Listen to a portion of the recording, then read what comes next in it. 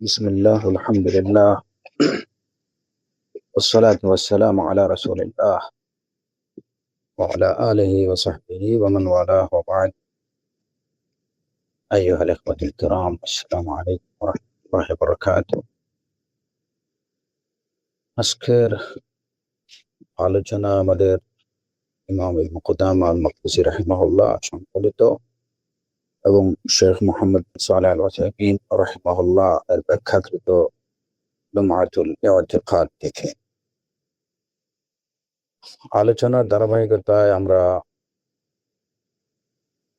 হিসাবের বিষয় পর্যন্ত এসেছিলাম, যেখানে ইমাম ইবনে কুদামা রাহিমাহুল্লাহ বলেছিলেন,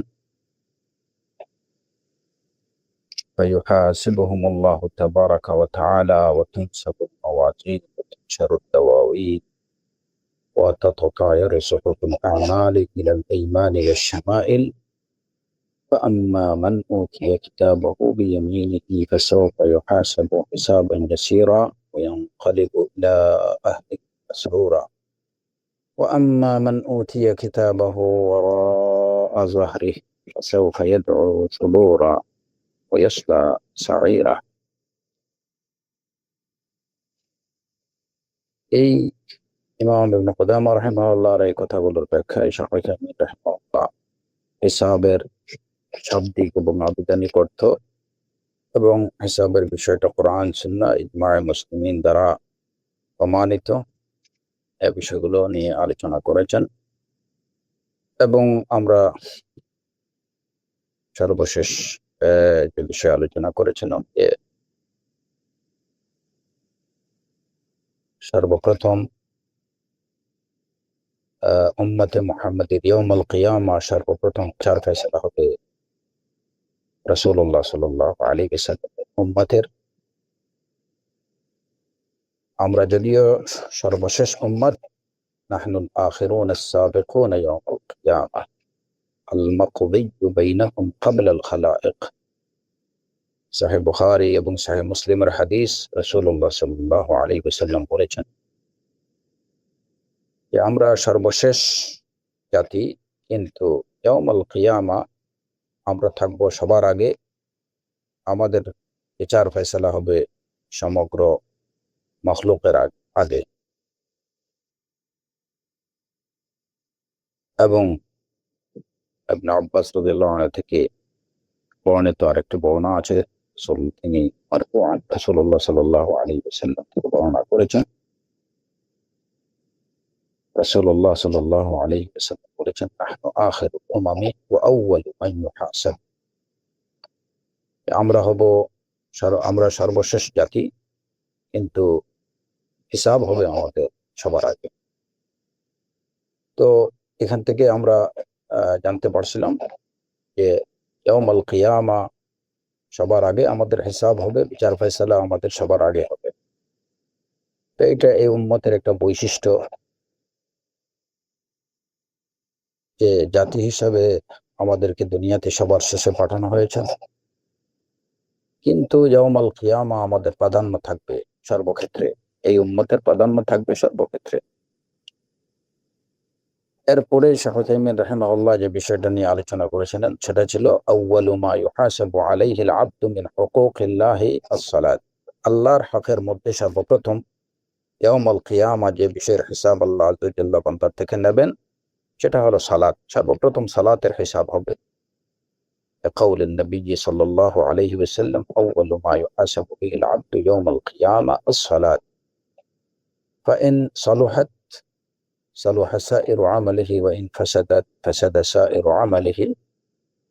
যদি তার বান্দার সালাত যদি ঠিক থাকে,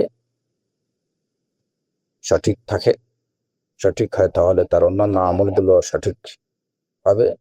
আর যদি তার সালাত বিনষ্ট হয় তাহলে তার অন্যান্য আমলগুলো বিনষ্ট হবে। তো এই বিষয়টা নিয়ে আমরা সর্বশেষ আলোচনা করেছিলাম। ইয়াউমুল কিয়ামা বান্দার থেকে সর্বপ্রথম আল্লাহ আযজা ওয়া জাল্লা যে আমলের হিসাব নেবেন সেটি হচ্ছে সালাত। এ বিষয়ে মোটামুটি আমরা বেশ কিছু বিষয়ে আলোচনা করেছি। তো যেহেতু মধ্যখানে আমাদের একটু গ্যাপ হয়ে গেছে, সে কারণে দু একটা বিষয় আবার পুনরায় আলোচনা করে আমরা আমাদের আলোচনা এগিয়ে নেওয়ার চেষ্টা করব ইনশাআল্লাহ। সাল্লাল্লাহু সুবহানাহু ওয়া তাআলা আত-তাওফীক ওয়াস সাদাদ। প্রথমত যে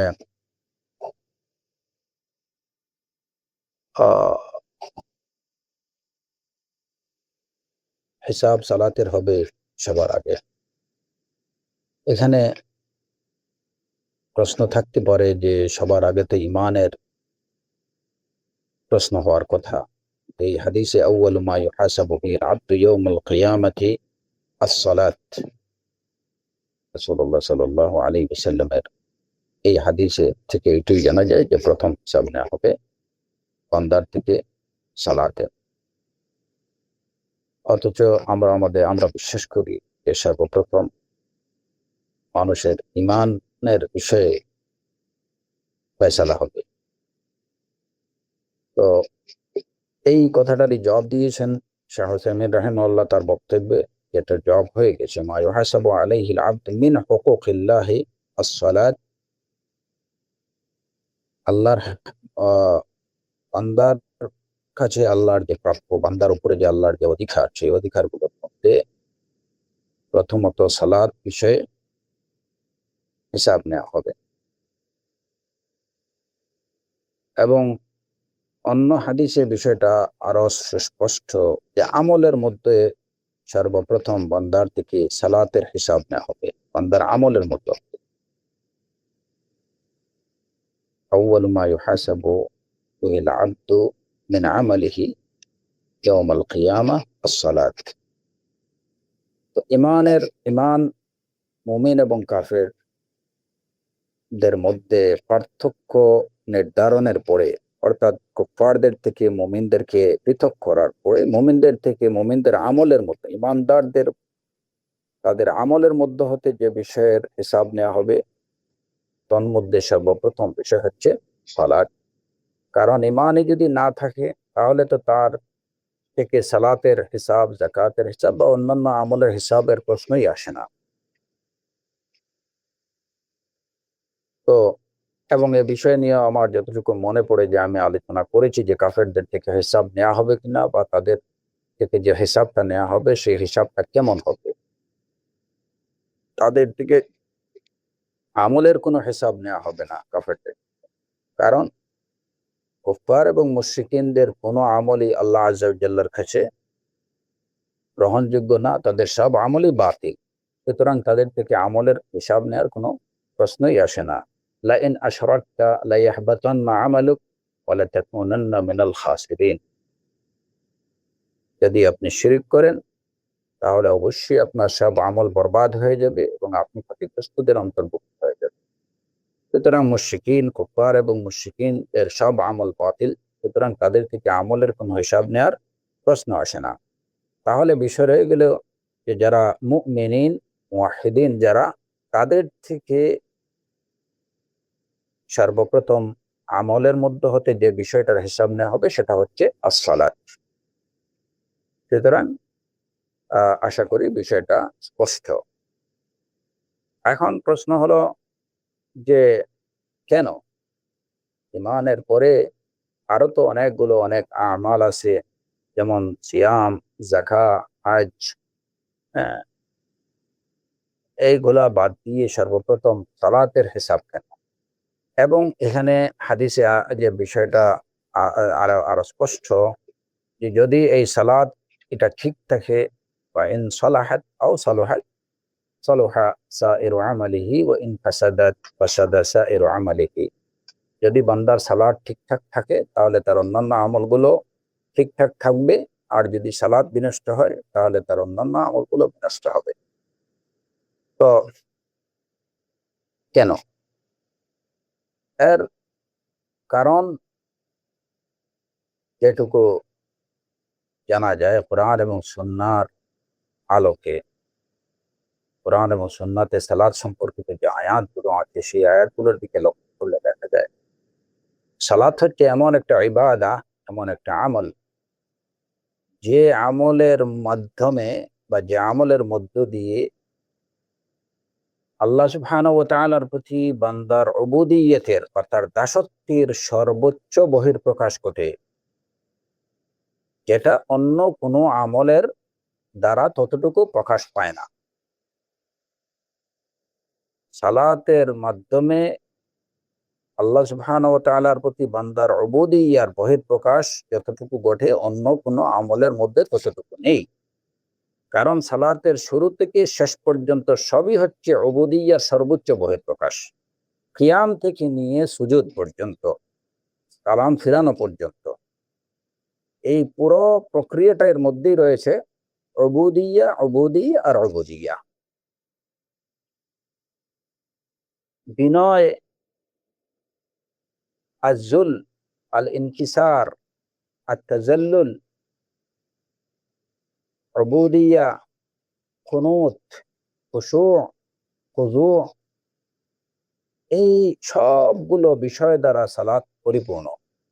আল্লাহ আযজা ওয়া জাল্লার প্রতি ইফতিখার, আল্লাহর প্রতি বান্দার যে মুখাপেক্ষিতা, আল্লাহর প্রতি বান্দার আনুগত্য, আল্লাহর প্রতি বান্দার সর্বোচ্চ সম্মান, আল্লাহ সুবহানাহু ওয়া তাআলার কাছে বান্দার আত্মসমর্পণ, এই সবগুলা দৃশ্য এবং সবগুলা বিষয়ের প্রকাশ ঘটে সালাতের মধ্যে দিয়ে। এজন্য সালাতের বিষয়ে আল্লাহ আযজা ওয়া জাল্লা বলছেন, ওয়াকুমু লিল্লাহি কানিতিন। কানিতিন, কানিতিনের অর্থ হচ্ছে যে বিনয়ী হয়ে, বিনম্র হয়ে আল্লাহর জন্য দাঁড়াও। কানিতিনের অর্থ মুতাজাল্লিলিন, কানিতিনের অর্থ মুতাআব্বিদিন। উবুদিয়্যা প্রকাশ করে আল্লাহর সামনে দাঁড়াও, বিনম্র হয়ে আল্লাহর সামনে দাঁড়াও, নত হয়ে আল্লাহর সামনে দাঁড়াও, নিজেকে আল্লাহর মুখাপেক্ষী করে আল্লাহর সামনে দাঁড়াও। কুনুতের মধ্যে এই সবগুলো বিষয় আছে। এবং সালাতের মধ্যে যারা সালাতের যে সমস্ত মোমেনরা সফল কাম, তাদের বৈশিষ্ট্য বর্ণনা করতে যে আল্লাহ সুবহানাহু ওয়া তাআলা বলেছেন, قد أفلح المؤمنون الذين هم في صلاتهم خاشعون الذين هم في صلاتهم خاشعون। মোমেনগণ সফল কাম হয়ে গেছে, قد أفلح, নিশ্চিতভাবে মোমেনগণ সফল কাম। সেই মোমেনদের বৈশিষ্ট্য কি? আল্লাহ আযজা ওয়া জাল্লা নিজেই বলে দিচ্ছেন, আল্লাযীনা হুম ফি সালাতিহিম খাশিউন। সূরাতুল মুমিনুনের আয়াত, আল্লাযীনা হুম ফি সালাতিহিম খাশিউন। তাদের প্রথম বৈশিষ্ট্য হচ্ছে, সেই সফলকাম মুমিনদের প্রথম বৈশিষ্ট্য হচ্ছে যারা নিজেদের নামাজে বিনয়ী এবং নম্র এবং বিনয়ী, খাশিউন। এবং এরপরে তাদের আরো কিছু গুণাবলী বর্ণনা করা হয়েছে, ওয়াল্লাযীনা হুম আনিল লাগওয়ি মু'রিদুন, ওয়াল্লাযীনা হুম লিয-যাকাতি ফাঈলুন, ওয়াল্লাযীনা হুম লিফুরুজিহিম হাফিযুন ইল্লা আলা আজওয়াজিহিম আও মা মালাকাত আইমানুহুম ফাইন্নাহুম গায়রু মালুমিন। এখানে সালাতের যে বৈশিষ্ট্য, আল্লাযীনা হুম ফি সালাতিহিম খাশিউন, যে মুমিনগণ তাদের সালাতে তারা কি বিনয়ী এবং বিনম্র। এ খুশু, খুশু কাকে বলে? খুশুর যে আবিধানিক যে অর্থটা, আবিধানিক অর্থ এটা হচ্ছে স্থিরতা। খুশুর আবিধানিক অর্থ হচ্ছে স্থিরতা। এবং শরীয়তের পরিভাষায় খুশু বলা হয় অন্তরের স্থিরতা এবং অন্তরের স্থিরতার দ্বারা, স্থিরতা থেকে মানুষের বাহ্যিক বা শারীরিক যে অবস্থা হয়, সেটাও কিন্তু খুশুর অন্তর্ভুক্ত বিষয়। একজন মানুষের অন্তর যদি স্থির থাকে, তাহলে তার দেহ কিন্তু স্থির থাকবে। আর অন্তরের মধ্যে যদি খুব বেশি অন্তরের মধ্যে যদি স্থিরতা না থাকে, অন্তরের মধ্যে যদি চঞ্চলতা থাকে, তাহলে তার বহিঃপ্রকাশটা মানুষের দেহের মধ্যেও সেটা ঘটে। তো সালাতের আবিধানিক অর্থ আমরা পেলাম স্থিরতা, এবং শরীয়তের পরিভাষায় খুশু হচ্ছে মূলত অন্তরের স্থিরতা। তো সেই অন্তরের ওয়াল্লাযীনা হুম ফি সালাতিহিম খাশিউন বিষয়টা লক্ষ্য করেন যে সালাতের মধ্যে খুশু এটা কি। আমরা বলি যে খুশু, খুদু। খুশু হচ্ছে মানে নত নত নত হওয়া বা বিনয়ী হওয়া, এই অর্থ হচ্ছে খুশু, খুদু। খুশুটা পুরাপুরি অন্তরের, মূলত এটা খুশু, এই যে বৈশিষ্ট্য, এই বৈশিষ্ট্য অন্তরের সাথে সম্পর্কিত। সালাতের মধ্যে খুশু হচ্ছে মনের স্থিরতা, যে আমি অন্তরের দিক থেকে একদম পুরোপুরি সস্থির, আমার এবং আমার রবের মধ্যখানে অন্য কোনো বিষয় নেই। আমি এখন আমার রবের সামনে দাঁড়িয়ে আছি, যেন আমি তাকে দেখছি কিংবা তিনি আমাকে দেখছেন। আমার মাবুদের মধ্যে এবং আমার মধ্যে আর অন্য কোনো বিষয় নেই, আমি এই বিষয়ে স্থির। আলহামদুলিল্লাহ রাব্বিল আলামিন। এই হলো সালাতের বৈশিষ্ট্য। এই বৈশিষ্ট্য নিয়ে যখন বান্দা, এই সালাতের মধ্যে এই গুণ থাকা উচিত, এবং যে মুমিনের সালাতের মধ্যে এই গুণ থাকবে সেই মুমিন সফল কামদের অন্তর্ভুক্ত। যে সমস্ত মুমিনরা সফল কাম হবেন, সে হবে তাদের অন্তর্ভুক্ত। যে তার অন্তর স্থির হওয়ার অর্থ কি? খুশুয়ের অর্থ পেলাম আমরা যে অন্তরের দিক থেকে স্থির থাকা। অন্তরের স্থিরতার অর্থ কি? যে আমার মধ্যে এই একটি মাত্র বিষয় ছাড়া অন্য কোনো বিষয় আমার মনের মধ্যে থাকবে না, অন্য সব কিছু বাদ। আমার অন্তরের মধ্যে, আমার মনের মধ্যে আর কোনো কিছুর চিন্তা নেই। আমার ধ্যান, আমার জ্ঞান সবকিছুই আমার মাবুদকে নিয়ে। আল্লাহু আকবার, আলহামদুলিল্লাহ। এই হচ্ছে খুশু। এই বৈশিষ্ট্য এক সালাতের শুরু থেকে শেষ পর্যন্ত এই বৈশিষ্ট্য ধরে রাখতে হবে।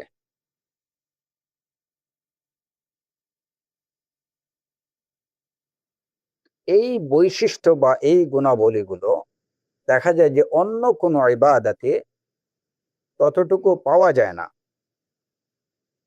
যেমন সিয়ামের মধ্যে খুশুয়ের প্রয়োজন নেই। খুশুয়ের প্রয়োজন নেই বলতে কি, যে আমার অন্তরের স্থিরতা, যেভাবে সালাতে আমি শুরু থেকে শেষ পর্যন্ত এই পুরা প্রক্রিয়াটাই হবে খুশুর প্রক্রিয়ার মধ্যে খুশু থাকবে, সিয়ামের মধ্যে এটুকু সম্ভব না বা তার কোনো সুযোগ নেই। অনুরূপভাবে যাকাতের মধ্যে। কিন্তু সালাত যেহেতু এটা পুরাটাই হচ্ছে ইবাদতে, শারীরিক ইবাদত, সুতরাং এখন প্রশ্ন হতে পারে যে সালাতটা যেহেতু শারীরিক ইবাদত, সেখানে মনের স্থিরতা কেন প্রয়োজন? খুশুটা যেহেতু মনের স্থিরতা, এটা কেন প্রয়োজন? মনটা হচ্ছে এমন একটা বিষয়, কালবটা দেহকে নিয়ন্ত্রণ করে। যদি আপনার কাল্ব স্থির থাকে তাহলে দেহ স্থির থাকবে। যদি কাল্ব বা মনটা যদি অস্থির হয়, মনের মধ্যে যদি চঞ্চলতা থাকে, অস্থিরতা থাকে, তাহলে তার বহিঃপ্রকাশ কিন্তু দেহের মধ্যেও ঘটবে। এজন্য আবু হুরায়রা রাদিয়াল্লাহু আনহু থেকে বর্ণিত একটি হাদিস আছে, রাসূলুল্লাহ সাল্লাল্লাহু আলাইহি ওয়াসাল্লাম একজনকে দেখে বলেছিলেন, তিনি সালাতে দাঁড়িয়েছেন এবং তার নড়াচড়া দেখে রাসূল সাল্লাল্লাহু আলাইহি ওয়াসাল্লাম বলেছিলেন, লাউ খাশাআ কলবু হাযা লা খাশাআত জাওয়ারিহুহু। যদি লোকটার অন্তরে খুশু থাকতো তাহলে তার অঙ্গ প্রত্যঙ্গ স্থির থাকতো। লাউ খাশা কলবু হাদা আই হাদার রাজুল, ওই লোকটার অন্তরের মধ্যে যদি খুশু থাকতো, লা খাশাআত জাওয়ারিহুহু, তাহলে তার অঙ্গ প্রত্যঙ্গ গুলো স্থির থাকতো। এখন আমাদের সালাতের মধ্যে আমরা কতটুকু খুশু, যেটা সফলকাম মুমিনের বৈশিষ্ট্য, সেই খুশু কতটুকু ধরে রাখতে পারতেছি বা কতটুকু খুশু আছে, সেটা দেখা যায় বা সেটা অনেকটা বোঝা যাবে যে সালাতে অঙ্গ প্রত্যঙ্গ কতটুকু পরিচালনা করা হচ্ছে। অনেকে সালাতে দাঁড়িয়ে দাঁড়িয়ে নাড়তে শুরু করেন, কেউ দেখা ডান দিকে বাম দিকে নাড়াচাড়া করছে, শরীর মানে হয়তো শরীর হাত নাড়াচাড়া করা, তারপরে নড়াচড়া, দেহ নড়াচড়া করতেছে। এইটা ইন্ডিকেট করে যে ওনার মনের মধ্যে খুশুর কতটুকু আছে। যদি পরিপূর্ণ খুশু থাকে, তাহলে অবশ্যই দেহটা পুরোপুরি সস্থির থাকার কথা। এর জন্য সালাতের মধ্যে অহেতুক নড়াচড়া, যেটা সেই অহেতুক নড়াচড়া, এটা ঠিক না। এমনকি যেটা মানে যতটুকু সালাত ভঙ্গের কারণ না হয়, ততটুকুর মধ্যেও যদি নড়াচড়া করা হয়, সেই নড়াচড়া যদি অহেতুক হয়, তাহলে এটা কোনোভাবেই এটা ঠিক না। যদিও এর দ্বারা সালাত ভঙ্গ হচ্ছে না, কিন্তু এটা খুশুর পরিপন্থী কাজ। আর সালাতের বৈশিষ্ট্য হচ্ছে সালাতের মধ্যে খুশুও থাকতে হবে। প্রয়োজন বশত যেটা, সেটা প্রয়োজনের বিষয়গুলো ভিন্ন।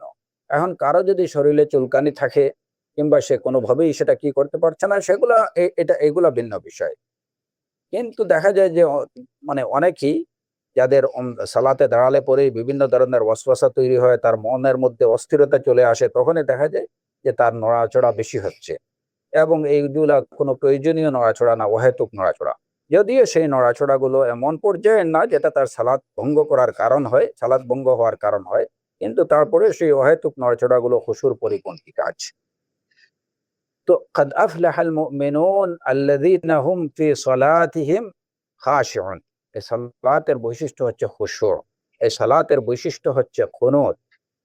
এই যে এর দ্বারা কি প্রমাণিত হয় যে পুরো প্রক্রিয়াটার মধ্যে মনকে স্থির রাখতে হবে একটা জায়গায়, সেটা হচ্ছে কি আল্লাহ সুবহানাহু ওয়া তাআলার ধ্যানে। আল্লাহ আজ্জা ওয়া জাল্লা আমার সামনে, আমি তাকে দেখছি, তিনি আমাকে দেখছেন। সুতরাং এই জায়গাটা হচ্ছে খুশু, বিনয়, বিনম্র। এখন কথা হচ্ছে যে আমরা খুশুর অর্থ আমরা মানে শরিয়তের পরিভাষায় এই অর্থ পেলাম যে অন্তরের স্থিরতা।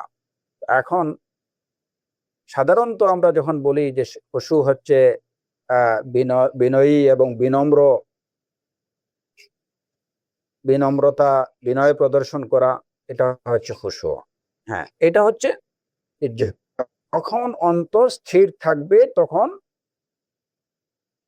শরীর স্থির থাকবে, এবং কারোর সামনে একদম নিশ্চুপভাবে, অটল এবং অবিচলভাবে, স্থিরভাবে দাঁড়ানো, কিংবা স্থিরভাবে তার সামনে সজদায় নত হওয়া, এটা হচ্ছে সর্বোচ্চ সম্মান এবং সর্বোচ্চ শ্রদ্ধার বহিঃপ্রকাশ। তাজিম, আল্লাহ আজ্জা ওয়া জাল্লার প্রতি সর্বোচ্চ সম্মানের বহিঃপ্রকাশ, আল্লাহর প্রতি সর্বোচ্চ খৌফের বহিঃপ্রকাশ, সর্বোচ্চ ভয়ের বহিঃপ্রকাশ। এখানে আল্লাহর প্রতি সম্মান, আল্লাহর প্রতি ভয়, এবং এই যে উবুদিয়া, এই সম্মান এবং ভয়ের দ্বারা বান্দার উবুদিয়তের বহিঃপ্রকাশ করতে, যে এই কাজটা কে করে? গোলামে তার মনিবের সামনে নিশ্চুপ ভাবে দাঁড়িয়ে থাকে, অটল ভাবে দাঁড়িয়ে থাকে, নড়াচড়া করে না। এটার দ্বারা উবুদিয়তের বহিঃপ্রকাশ হয়। মন অন্তর একদম স্থির আছে, শরীরে দেহের মধ্যে কোনো নড়াচড়া নেই, আমি আমার মাহবুদের সামনে, আমি আমার মালিকের সামনে দাঁড়িয়ে আছি একদম একদম স্থির ভাবে। আমি রুকুতে যাচ্ছি, সেখানেও আমি স্থির, আমি সাজদাতে যাচ্ছি, সেখানেও স্থির। এটাই হচ্ছে গুলামি বা দাসত্বের সর্বোচ্চ বহিঃপ্রকাশ। আমি আমার মালিকের প্রতি সর্বোচ্চ সম্মান প্রদর্শন করছি। আর উবুদিয়্যার মধ্যে ইফতিকার তার প্রতি আমার মুখাপেক্ষিতা, কেন আমি এই সম্মান প্রদর্শন করছি, কেন আমি তাকে বই করছি? কারণ আমি প্রত্যেকটা মুহূর্ত আমি আমার মালিকের, আমি আমার রবের, আমি আমার মাবুদের মুখাপেক্ষী। তার সাহায্য ছাড়া আমার একটা মুহূর্ত চলতে পারে না। তার রাহমত ছাড়া আমার চলার কোনো শক্তি সামর্থ্য নেই। লা হাউল ওয়ালা কুওয়া ইল্লা বিহি। আমার কোনো শক্তি সামর্থ্য নেই, আমি তার মুখাপেক্ষী। সুতরাং তার প্রতি আমার সবচেয়ে বেশি ভয়, তার প্রতি আমার সবচেয়ে বেশি সম্মান, তার প্রতি আমার সবচেয়ে বেশি মুখাপেক্ষিতা, তার প্রতি আমার সর্বোচ্চ উবুদিয়্যাহ, তার প্রতি আমার একদম পরিপূর্ণ উবুদিয়্যাহ প্রদর্শনী হচ্ছে আমার দায়িত্ব। আর এই সবগুলা প্রদর্শিত হয় কখন? যখন আমার অন্তর, আমি মাইন্ডটা সেট করব একটা জায়গায়, সেটাই হচ্ছে খুশু। যে কারণে সালাতের মাধ্যমে বান্দা তার রবের প্রতি উবুদিয়্যার পরিপূর্ণ বহিঃপ্রকাশ ঘটায়।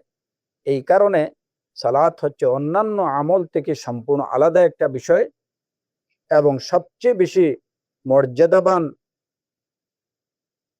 আমল বা ইবাদত হচ্ছে সালাত।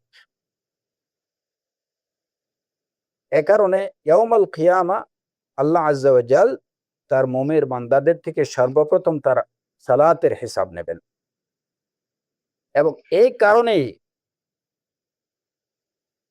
যদি সালাতটা ঠিক হয়ে যায়, দেখা যাবে যে অন্যান্য সব জায়গায় সে ঠিক পুরো মার্ক পেয়ে যাচ্ছে। কারণ কি?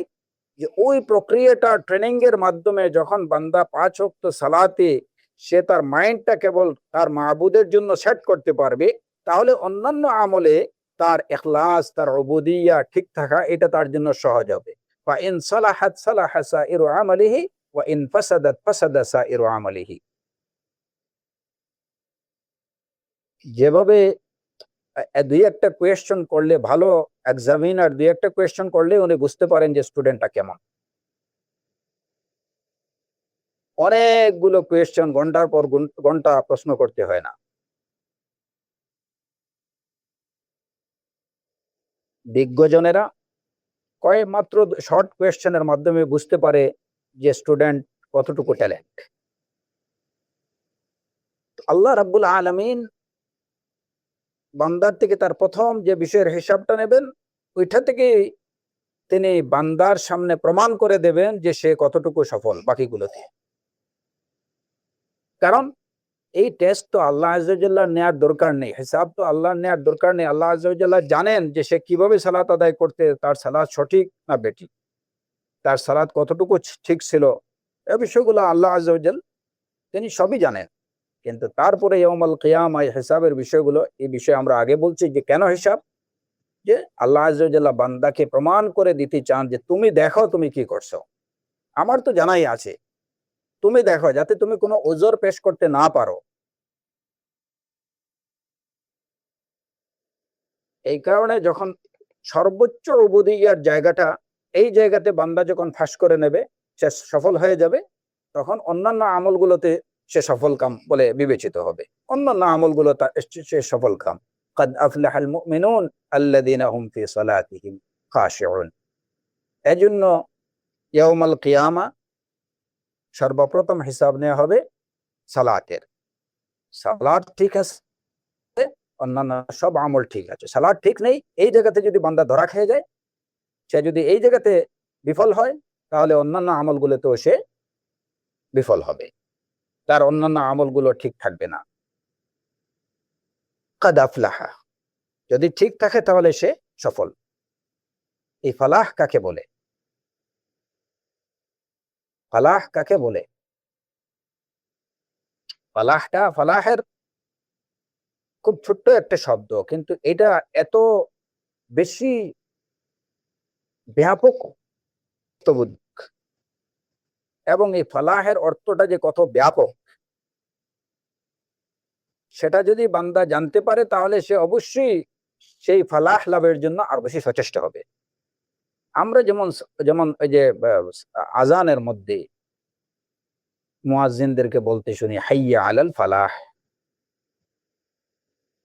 এই ফালাহ হচ্ছে সফলতা, সাফল্য বাংলাতে যদি আমরা এর অর্থ করি তাহলে এটা হচ্ছে ফালাহ, সাফল্য।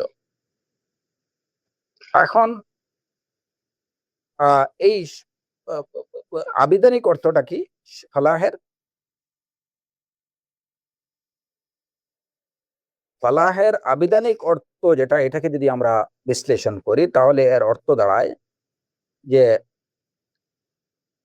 যে কোনো প্রত্যেক যে কামনা, মনোবাঞ্ছা, আশা, আকাঙ্ক্ষা পূর্ণ হওয়া এবং যত ধরনের কষ্ট আছে সে সবগুলো দূর হয়ে যাওয়া। মনের যত কামনা বাসনা আছে সবগুলো পূর্ণ হওয়া এবং যত ধরনের কষ্ট আছে সবগুলো দূর হয়ে যাওয়া, এটাই হচ্ছে সফলতা। আমরা সফলতা বলতে কি বুঝি? আমি যা চাই সবই পাই, আর আমার জন্য কষ্টকর কোনো বিষয় নেই। মানে শুধু সুখ আর সুখ, দুঃখ বলতে কিছু নেই। মনের কোনো আশা আকাঙ্ক্ষা অপূর্ণ না থাকা, মনের মধ্যে কোনো কষ্ট না থাকা বা কোনো কষ্টের সম্মুখীন না হওয়া, এটাই হচ্ছে প্রকৃত অর্থে ফালাহ। হাইয়া আলাল ফালাহ, সাফল্যের দিকে এসো, এর অর্থ হচ্ছে এটাই যে তুমি এমন দিকে, এমন পথে আসো যে পথে আসলে পরে তোমার মনের কোনো কামনা বাসনা, তোমার কোনো আশা বাকি থাকবে না, সব আশা পূর্ণ হবে, বিন্দু মাত্র তোমার কোনো আশা অপূরণ থাকবে না, এবং তোমার কোনো কোনরূপ কষ্ট তোমার থাকবে না। সব ধরনের কষ্ট, যত ধরনের কষ্ট আছে, সেটা শারীরিক হোক, মানসিক হোক, সামান্য হোক কিংবা বেশি হোক, মানে বিন্দু মাত্র কষ্ট, কোনো ধরনের কষ্ট থাকবে না, আর কোনো আশা অপূর্ণ থাকবে না। এটি হচ্ছে ফালাহ। এই খুশুয়ের সাথে সালাত আদায় করার যে জাযা বা এটার ফলাফল, সেই ফলাফল হলো এই ফালাহ। সালাতে এর জন্য মুয়াজ্জিনরা যখন ডাকেন সালাতের দিকে, তখন তারা বলেন হাইয়া আলাল ফালাহ। কারণ কি কোরআনে কারীমে আল্লাহ আযজা ওয়াজাল্লা বলছেন ক্বাদ আফলাহাল মুমিনুন আল্লাযীনা হুম ফি সালাতিহিম খাশিউন। তো যে বান্দা অন্য সব কিছু, তার মন থেকে অন্য সব কিছু বাদ দিয়ে সে তার মাইন্ডটাকে সেট করবে কেবলমাত্র তার রবের জন্য, তার মাবুদে হাকিকির জন্য, তখন তার আর অন্য কোনো আশা আকাঙ্ক্ষা আল্লাহ আযজা ওয়াজাল্লা অপূরণ রাখবেন না, সবই তাকে দিয়ে দেবেন, তার কোনো কষ্ট থাকবে না। তবে এই ফালাহ বা এই সফলতা লাভের জায়গাটা কোথায়, এটা কোথায় সে লাভ করবে? যেহেতু আমরা ফালাহের অর্থ বললাম যে সব মানে আশা আকাঙ্ক্ষা পূর্ণ হওয়া, সব ধরনের কষ্ট লাঘব হওয়া, এটা হচ্ছে ফালাহ। এখন এই অর্থে পরিপূর্ণ ফালাহ লাভ করার জায়গা কিন্তু দুনিয়া না। কেউ বলতে পারবে না যে আমি দুনিয়াতে আমি ফালাহ অর্জন করতে পেরেছি, পরিপূর্ণ ফালাহ বা পরিপূর্ণভাবে আমি সফল। মানুষ দুনিয়াতে যেটুকু সাফল্য পায় বা যতটুকু সফলতা লাভ করে, এটা হচ্ছে খুবই সামান্য বিষয়। কারণ কেন? দুনিয়ার সবচেয়ে বেশি সুখী লোকটাও বলতে পারবে না যে সে কি এই অর্থে যে সে ফালাহ লাভ করেছে। কারণ তার কোনো না কোনো আশা আকাঙ্ক্ষা অপূরণ থেকেই যাবে। আচ্ছা, যদি আমরা মেনে নেই যে না, তার চাওয়া পাওয়ার কিছু নেই, অনেকে বলে আমার চাওয়া পাওয়ার কিছু নেই, আমি আমি সব পেয়েছি, আমার কোনো চাওয়া পাওয়ার আর কিছু অবশিষ্ট নেই। বেশ ভালো কথা, তাহলে কি লোকটা ফালাহ লাভ করতে পেরেছে? না। কারণ হচ্ছে যে তখন তার মধ্যে আরেকটা বিষয় কাজ করতেছে, যে এইগুলো কখন চলে যায়, কখন নষ্ট হয়ে যায়, এই যে ভীতি, এই শঙ্কা মনের মধ্যে, এই দুশ্চিন্তা, কখন কি হয়, কখন দুদক পেয়ে বসে, কখন আমাকে আমার ঘরে ডাকাত ঢুকে, কখন কোন অ্যাক্সিডেন্ট ঘটে, এই যে শঙ্কা, এই শঙ্কাটা তার মনোকষ্টের কারণ হয়ে আছে সব সময়। সুতরাং চাওয়া পাওয়ার কিছু নেই, ওই দিক থেকে সে যদি পরিপূর্ণ হয়, কিন্তু বিপদের আশঙ্কা থেকে সে মুক্ত নয়, এবং সেই বিপদের আশঙ্কা তাকে যে যে ভীতি তাকে তাড়া করছে, এটা তার মনোকষ্টের কারণ হচ্ছে, যদিও সে শারীরিক কোনো কষ্টে নেই। আমরা যদি মেনে নেই যে দুনিয়াতে এরকম কোনো লোক আছে যে তার দুনিয়ার সব ধরনের আকাঙ্ক্ষা পূর্ণ হয়ে গেছে, তাহলে দেখবেন যে সে এই দিক থেকে অপূর্ণ। হয় শারীরিক ভাবে কোনো না কোনো অসুখ বিসুখে আছে, নতুবা যদি আমরা মেনে নেই যে না, তার শারীরিকও কোনো অসুখ বিসুখ কিছু নেই, সে একদম সুস্থ সবল, কোনো অসুবিধা নেই, তাহলে তার মনের মধ্যে এই যে প্রাচুর্যগুলো চলে যাওয়ার, যে কোনো অ্যাক্সিডেন্টের একটা ভীতি, একটা শঙ্কা, হ্যাঁ, যে কোনো দুর্ঘটনা ঘটে যাওয়ার একটা শঙ্কা তার মনের মধ্যে তাড়া করছে সবসময়। এটা কিন্তু তার আরামের ঘুমকে হারাম করে দিচ্ছে। সুতরাং সে বলতে পারবে না যে সে ফালাহ অর্জন করেছে। তাহলে ফালাহ অর্জন করার জায়গা হচ্ছে জান্নাত। কাদ আফলাহাল মুমিনুন, এই ফালাহ দ্বারা আল্লাহ আজ্জা ওয়া জাল্লা যে মুমিনরা, যারা যাদের এই বৈশিষ্ট্যগুলো আছে, তারা জান্নাত লাভ করতে পেরেছে, তারা জান্নাতের অধিকারী। পরোক্ষভাবে কিন্তু আল্লাহ আজ্জা ওয়া জাল্লা সেটাই জানিয়ে দিয়েছেন। মুমিনরা সফল হয়েছে, তার মানে তারা জান্নাতের অধিকারী হয়েছে, যে জান্নাতে এই সফলতা ফালাহ আছে। কারণ জান্নাতে যাওয়ার পরেই তারা বলবে আলহামদুলিল্লাহিল্লাযী আযহাবা আন্নাল হাযান ইন্না রাব্বানা লাগাফুরুন শাকুর আল্লাযী আহাল্লানা দারাল মাকামাহ মিন ফাদলিহি আল্লাযী আহাল্লানা দারাল মুকামাতি মিন ফাদলিহি। সমস্ত প্রশংসা আল্লাহর, যিনি আমাদের থেকে আযহাবা আন্নাল হাযান, আল হাযান সব ধরনের কষ্ট আমাদের থেকে দূর করে দিয়েছেন।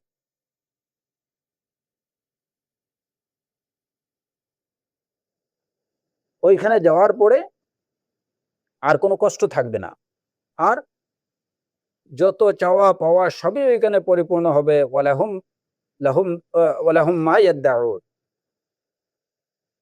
তারা যা চাইবে সেখানে তাই পাবে।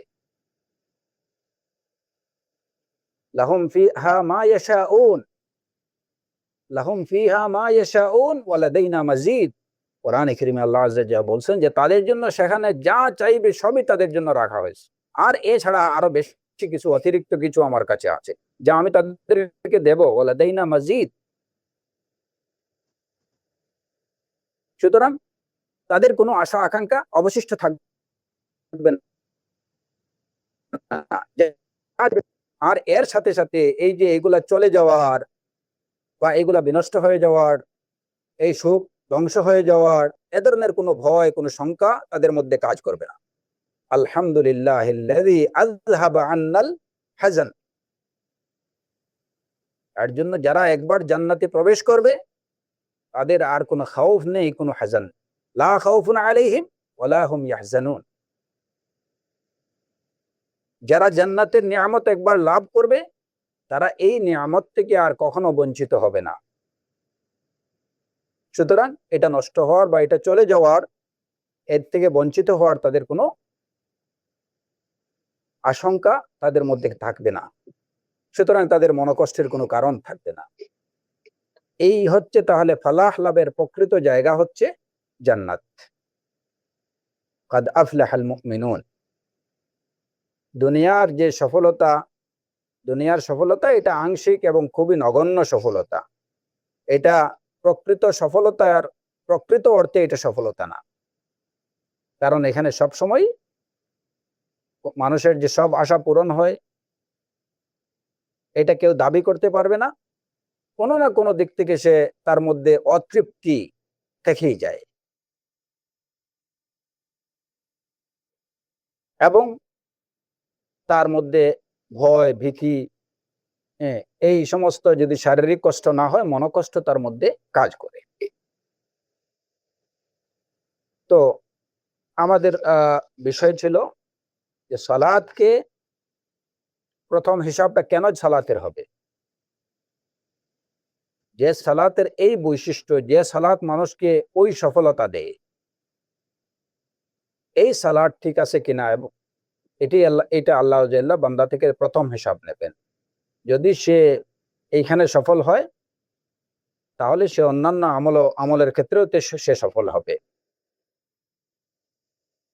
ইমানের দ্বারা প্রথমত বান্দা তার বিশ্বাসের দিক থেকে তার বিশ্বাসটাকে, ইমান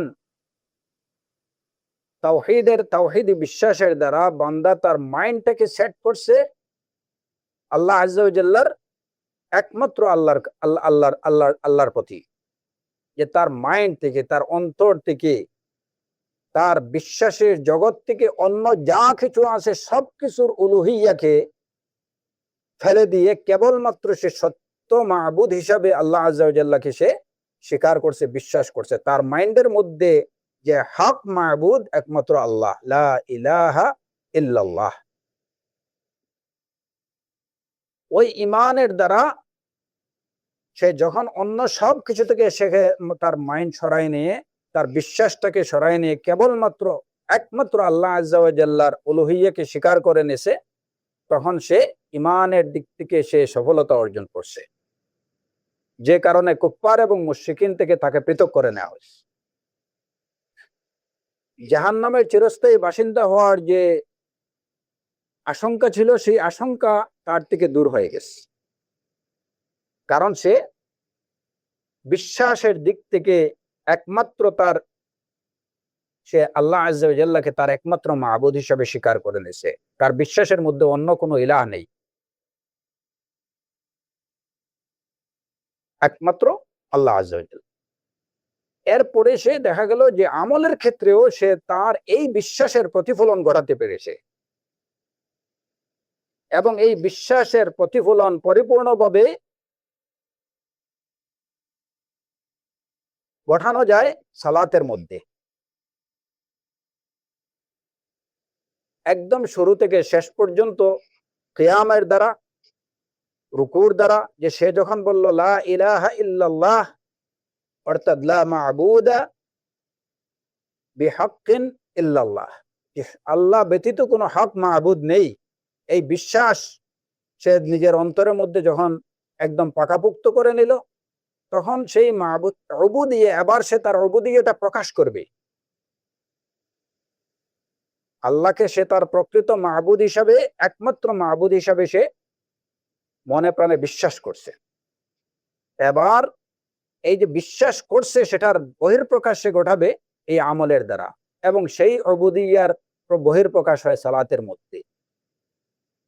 সুতরাং মূল দুইটা টেস্ট কিন্তু এই জায়গাতে হয়ে গেল। একটা হচ্ছে তার বিশ্বাসের টেস্ট, ইমানের দ্বারা, তাওহীদি বিশ্বাসের দ্বারা, আর সালাতের দ্বারা তার উবুদিয়্যাহ, সে যে বিশ্বাস করছে সেই বিশ্বাসের সাথে তার অন্তরের সাথে তার আমলের মিল আছে কিনা, সেটা সে প্রমাণ করছে। যে কাজেও সে তার দাঁড়ানোতে, তার রুকুতে, তার সুজুদে, তার কিয়ামে, তার কুউদে, সব কিছুতে সে তার ধ্যানে জ্ঞানে একমাত্র আল্লাহ আজ্জা ওয়া জাল্লা, আল্লাযীনা হুম ফী সালাতিহিম খাশিউন ওয়া কুমু লিল্লাহি কানিতিন। এই দুইটা বিষয় যখন বান্দা প্রমাণ করে দেবে, প্রমাণিত হয়ে যাবে যে দুই জায়গাতে সে সঠিক, খালাস, তার কেল্লা ফতেহ, কাদ আফলাহ, সফল হয়ে গেল। এজন্য আমাদের বিশেষ করে এই বিষয়টা খেয়াল রাখতে হবে যে সালাতে, এবং যেটা আমরা জানলাম যে খুশুর যে বিপরীত বিষয়টা, যেটা কি, যে খুশু আছে কিনা, এটা আমি কিভাবে বুঝবো যে আমার সালাতে আমি কতটুকু খুশু ধরে রাখতে পারছি। এটার কিছুটা আলামত পাওয়া যায় যে আমার দেহ কতটুকু নড়াচড়া করছে। আর আমাদের তো অবস্থা হয়েছে যে দেহ নড়াচড়ার আগে মনে তো নড়াচড়া শুরু করে। সিলেটে সালাতে দাঁড়ালে এটা পুরা বাংলাদেশ ঘুরে, হ্যাঁ, ঢাকা, চট্টগ্রাম সবকিছু দেখা যায়, সবকিছু মাইন্ডের মধ্যে তখন চলে আসে। এইখান থেকে বোঝা যায় যে আমি কতটুকু খুশু রাখতে পারতেছি। আমাদের চেষ্টা করতে হবে। এই খুশুটা কিন্তু একদিনে অর্জন করা যায় না, বা এই ট্রেনিংটা, এটা আস্তে আস্তে এটা নিজেকে ট্রেন্ড আপ করতে হয়। আমি সালাতে দাঁড়াবো, নিজের অজু থেকে শুরু করে সবকিছুই ওই জায়গা থেকেই, যে সালাতের প্রস্তুতিমূলক পূর্ব প্রস্তুতিমূলক যে কাজগুলো আছে এগুলো কিন্তু পার্ট অফ সালাহ। ওযু থেকে শুরু করে এই পুরো প্রক্রিয়াটাতেই আমার খুশু অবলম্বন করতে হবে।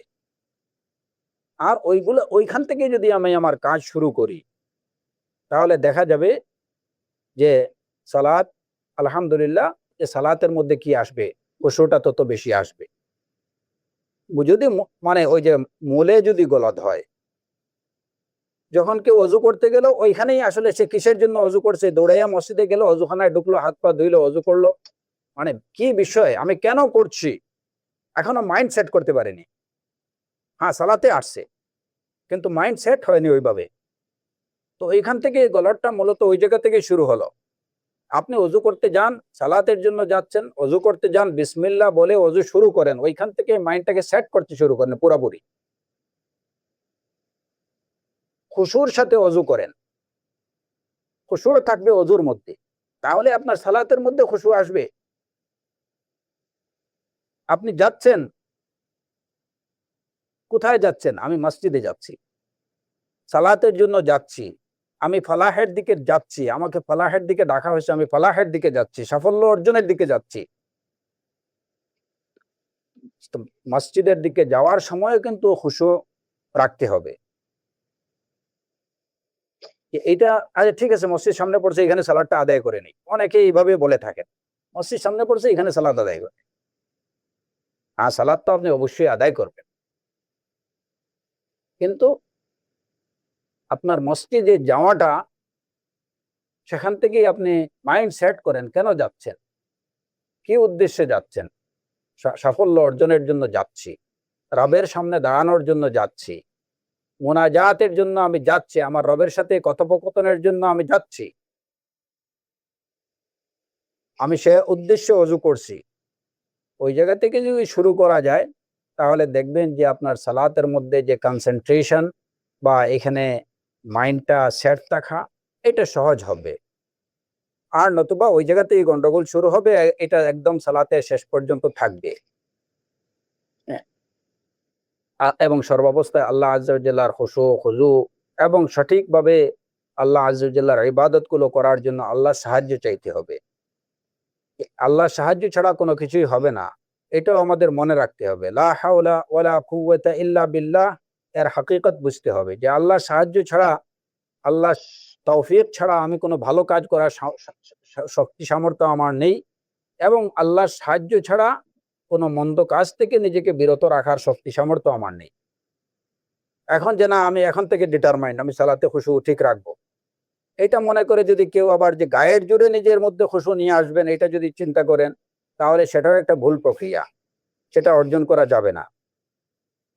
প্রত্যেকটা কাজেই আল্লাহ সুবহানাহু ওয়া তাআলার সাহায্য দরকার, এর জন্য আল্লাহর কাছে সাহায্য চাইতে হবে। ইয়াকা না'বুদু ওয়া ইয়াকা নাস্তাঈন, আল্লাহর কাছে সাহায্য চাইতে হবে। আল্লাহর সাহায্য যখন আসবে, আপনি মনে প্রাণে আল্লাহর সাহায্য চান যে আল্লাহ তুমি আমাকে তৌফিক দাও যেন আমি আমার সালাতে খুশু ঠিক রাখতে পারি, আমি যেন তুমি যেভাবে নির্দেশ দিয়েছো সেভাবে যেন আমি সালাত আদায় করতে পারি, সেই তৌফিক তুমি আমাকে দাও।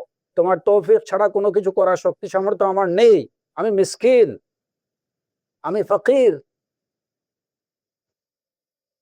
তখন আল্লাহ আযজা ওয়া জাল তার বান্দার জন্য এই পথগুলো সহজ করে দেবে। আর নতুবা তথাকথিত এই যে মানে যে রিয়াজত বা মুজাহাদা, তথাকথিত এই যে মানে সুফিদের কথিত মুজাহাদা বা রিয়াদতের যারা দ্বারা কিছু হয়ে যাবে, এটার দ্বারা হয়তো আহ আরো বেশি পথভ্রষ্ট হওয়ার, বিভ্রান্ত হওয়ার সম্ভাবনা থাকবে।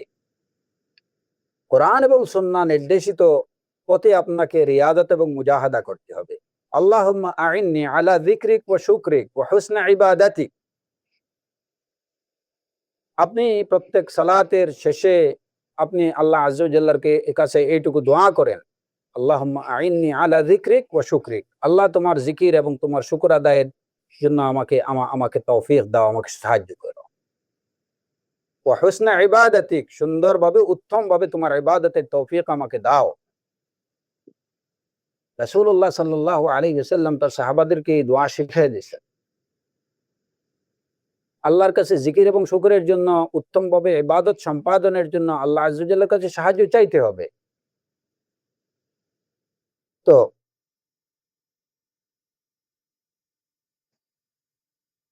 এই হলো, এর জন্য সালাতের বিষয়ে অবশ্যই খুবই মানে আমাদের গুরুত্ব আরোপ করতে হবে, যেন সালাতের মধ্যে, সালাতের দ্বারা আমরা প্রকৃত অর্থে যেটা সফলতা, ফালাহ অর্জন করতে পারি।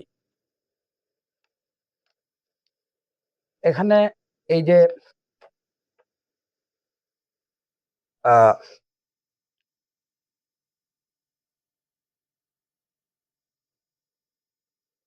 আমার মনে হয় যে এই বিষয়টা আমরা আলোচনা করেছি, যে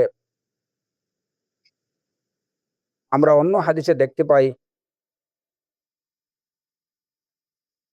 রাসূলুল্লাহ সাল্লাল্লাহু আলাইহি ওয়াসাল্লাম বলেছেন, সহিহ বুখারী এবং মুসলিমের হাদিস, আউয়ালু মা ইউকবা বাইনান নাসি ইয়াউমাল কিয়ামাতি ফিদ-দিমা,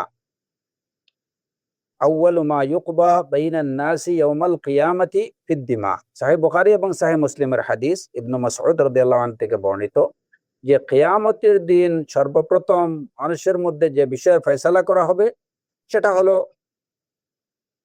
রক্তপাতের, হত্যাকাণ্ডের বিচার হবে। এখন এই হাদিসে আমরা পেলাম আউয়ালু মা ইউহাসাবু বিহিল আবদু ইয়াউমাল কিয়ামাতি আস-সালাত।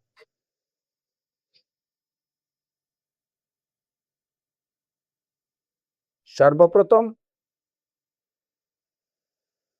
বান্দার হিসাব নেওয়া হবে সালাতের, মানে সর্বপ্রথম সালাতের হিসাব আল্লাহ আযজা ওয়া জাল্লা তার বান্দাদের থেকে নেবেন। আর ওই হাদিস থেকে জানা যায় যে সর্বপ্রথম বান্দাদের মধ্যে যে বিষয়ের ফয়সালা হবে কিয়ামতের দিন, সেটা হচ্ছে আদ-দিমা, হত্যাকাণ্ডের বিচার হবে, রক্তপাতের বিচার হবে। এখন এই দুইটার মধ্যে আমরা কি জবাব দেব? যে এই হাদিস থেকে জানা যায় যে প্রথম বিচার হবে রক্তপাতের, আর ওইখানে জানা যায় সালাতের। বিষয়টা কি? বিষয় কিছুই না। এখানে বিষয় হচ্ছে দুটো বিষয়, সম্পূর্ণ আলাদা বিষয়। একটি হলো আল্লাহ আযজা ওয়া জাল্লার হক। এই কথাটা পরিষ্কার করছেন শেখ উসাইমিন রাহিমাহুল্লাহ তার এই ব্যাখ্যায়, আউয়ালু মা ইউহাসাবু আলাইহিল আবদু মিন হুকুকিল্লাহ। আল্লাহর অধিকার যেগুলো, আল্লাহর প্রাপ্য যেগুলো বান্দার থেকে, সেই বিষয়গুলোর মধ্যে সর্বপ্রথম বিচার হবে সালাতের। আর মানুষের কাছে মানুষের অধিকার যেটা, হকুকুল ইবাদ যেগুলো আছে, সেই হকুকুল ইবাদের মধ্যে প্রথম যে বিষয়ের বিচার হবে সেটা হবে রক্তপাতের। অতএব এই দুটো হাদিসের মধ্যে কিন্তু কোনো কি নেই, সংঘর্ষ নেই। দুই ধরনের হক, একটা হচ্ছে আল্লাহ আযজা ওয়া জাল্লার হক, বান্দা সেটা কতটুকু আদায় করছে সে বিষয়গুলোর মধ্যে, আল্লাহর হকের মধ্যে প্রথম হিসাব হবে সালাতের। আর বান্দার হকের মধ্যে সর্বপ্রথম বিচার হবে রক্তপাতের। এখন যেমন হয়তো কেউ কাউকে গালি দিছে, কিংবা কেউ কারো মাল সম্পদ অন্যায়ভাবে আত্মসাৎ করছে, এগুলো হচ্ছে মানুষের অধিকার নষ্ট করা। তো কাউকে গালি দিছে, তার মাল অন্যায়ভাবে আত্মসাৎ করছে, কারো উপরে শারীরিকভাবে জুলুম করছে, এ ধরনের যে বিষয়গুলো মানুষের অধিকার, যেগুলো দ্বারা মানুষের অধিকার নষ্ট করা হয়েছে, সেগুলোর মধ্যে প্রথম বিচার হবে রক্তপাতের, যে কে কাকে হত্যা করছে। হত্যাকাণ্ডের বিচার হবে সর্বাগ্রে। এটা মানুষের অধিকারের মধ্যে। আর আল্লাহ আযজা ওয়া জাল্লার অধিকারের মধ্যে প্রথম হচ্ছে সালাতের। এখন কথা হলো যে এই দুইটার মধ্যে মানুষের অধিকারের বিচারটা আগে হবে, নাকি আল্লাহ আযজা ওয়া জাল্লা তার অধিকারের হিসাব আগে নেবেন? সালাতের হিসাব আগে হবে নাকি হত্যাকাণ্ডের হিসাব আগে হবে? এই দুইটার মধ্যে কোনটা প্রথম হবে?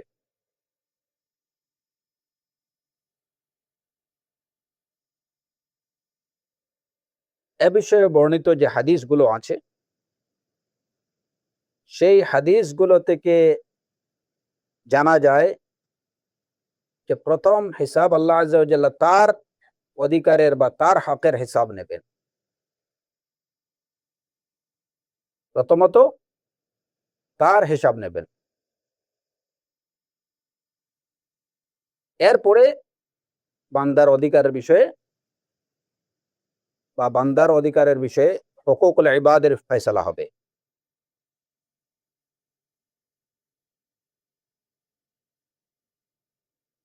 এ সম্পর্কিত যে ওই যে সালাতের বিষয়ে আউয়াল মা ইউহাসাবু বিহিল আবদু ইয়াউমাল কিয়ামা আস-সালাত, হ্যাঁ, বা প্রথম বিচারের বিষয়ে যে রাসূল সাল্লাল্লাহু আলাইহি ওয়াসাল্লাম থেকে বর্ণিত যে হাদিসগুলো আছে সেগুলো থেকে এটাই প্রমাণিত হয়।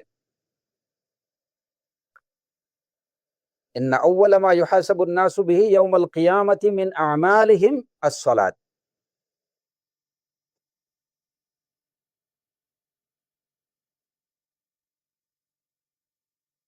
তো এই হাদিসে বিষয়টা স্পষ্ট যে মানুষের আমলের মধ্যে সর্বপ্রথম হিসাব হবে সালাতের। এখন আমরা হাদিস থেকে এই বিষয়টা কিভাবে বুঝতে পারি যে প্রথমত হত্যাকাণ্ডের বিচার প্রথমে হবে নাকি সালাতের হিসাব প্রথমে হবে? আমরা বললাম যে হাদিসের আলোকে এই বিষয়টাই আহ, প্রমাণিত হয় যে প্রথম বিচার হবে আল্লাহ আজ্জা ওয়া জাল্লার হকের, আল্লাহর অধিকারের, এবং তন্মধ্যে সর্বপ্রথম সালাতের। তারপরে মানুষের অধিকার বিষয়ে বিচার ফয়সালা হবে। এখন এ সম্পর্কে এই যে হাদিস, আবু দাউদের হাদিস হচ্ছে যে সর্বপ্রথম ইন্না আউওয়ালা মা ইউহাসাবুন নাসু বিহি ইয়াউমাল কিয়ামাতি মিন আমালিহিম, তাদের কর্মের মধ্যে প্রথম যে বিষয়ের হিসাব হবে, তাদের থেকে নেওয়া হবে, সেটা হচ্ছে সালাত। এখন কথা হচ্ছে যে হত্যাকাণ্ড এটাও কিন্তু মানুষের কর্ম, সুতরাং মিন আমালিহিম, তাদের কর্মের মধ্য থেকে প্রথম যে কর্মের বিচার হিসাব হবে সেটা হচ্ছে সালাত। সুতরাং এখানে কর্মের মধ্যে সবগুলো কর্মই কিন্তু বান্দার হকের সাথে রিলেটেড কর্মগুলো এবং আল্লাহ আজ্জা ওয়া জাল্লার ইবাদতের সাথে রিলেটেড কর্মগুলো সবকিছুই এর মধ্যে অন্তর্ভুক্ত। যেহেতু এখানে বলা হলো মিন আমালিহিম, সুতরাং সবগুলো আমলই এর মধ্যে অন্তর্ভুক্ত এবং সবগুলো আমলের মধ্যে প্রথম হিসাব হচ্ছে সালাতের। এবং সহিহ সুনান নাসাইর হাদিসের মধ্যে বিষয়টা আরো সুস্পষ্ট, যেটা আব্দুল্লাহ ইবনে মাসউদ রাদিয়াল্লাহু আনহু থেকে বর্ণিত হাদিস। রাসূলুল্লাহ সাল্লাল্লাহু আলাইহি ওয়াসাল্লাম বলেছেন, আউয়ালু মা ইউহাসাবু বিহিল আবদু আস-সালাত ওয়া আউয়ালু মা ইউকযা বাইনান নাসি ফিদ-দিমা। বান্দার প্রথম হিসাব হবে সালাতের এবং ওয়া আউয়ালু মা ইউকযা বাইনান নাস ফিদ-দিমা, মানুষের মধ্যে প্রথম ফয়সালা করা হবে দিমার, রক্তপাতের। তো এখানে প্রথমত সালাতের কথা বলা হয়েছে এবং এরপরে রক্তপাতের বিচার ফয়সালার বিষয়ে বলা হয়েছে। হাদিস ইমাম আলবানী রাহিমাহুল্লাহ এটাকে বিশুদ্ধ বলেছেন। শাহিদ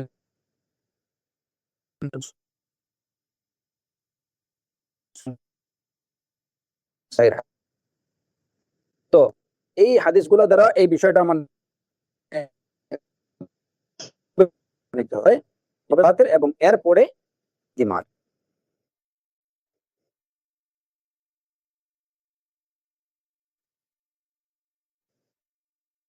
মানুষের হকের প্রাধান্য, সুতরাং প্রথমে মানুষের হকের বিচার হবে, তার হক সম্পর্কে হিসাব নেবেন।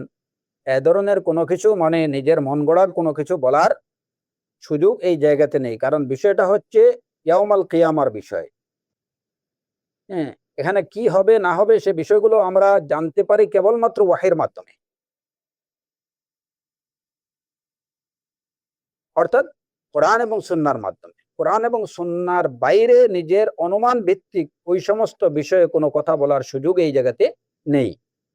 যেহেতু মানুষের হক, এটা আল্লাহ আজ্জা ওয়া জাল্লা ক্ষমা করতে পারে। অনেকে হয়তো এরকম যুক্তি দিয়ে থাকে যে মানুষের হক এটা আল্লাহ কি করবেন না, যতক্ষণ পর্যন্ত মানুষ ক্ষমা না করছে সেটাকে আল্লাহ ক্ষমা করবেন না। আল্লাহ আজ্জা ওয়া জাল্লা তার হক থেকে বেশি মানুষের হককে প্রাধান্য দেন।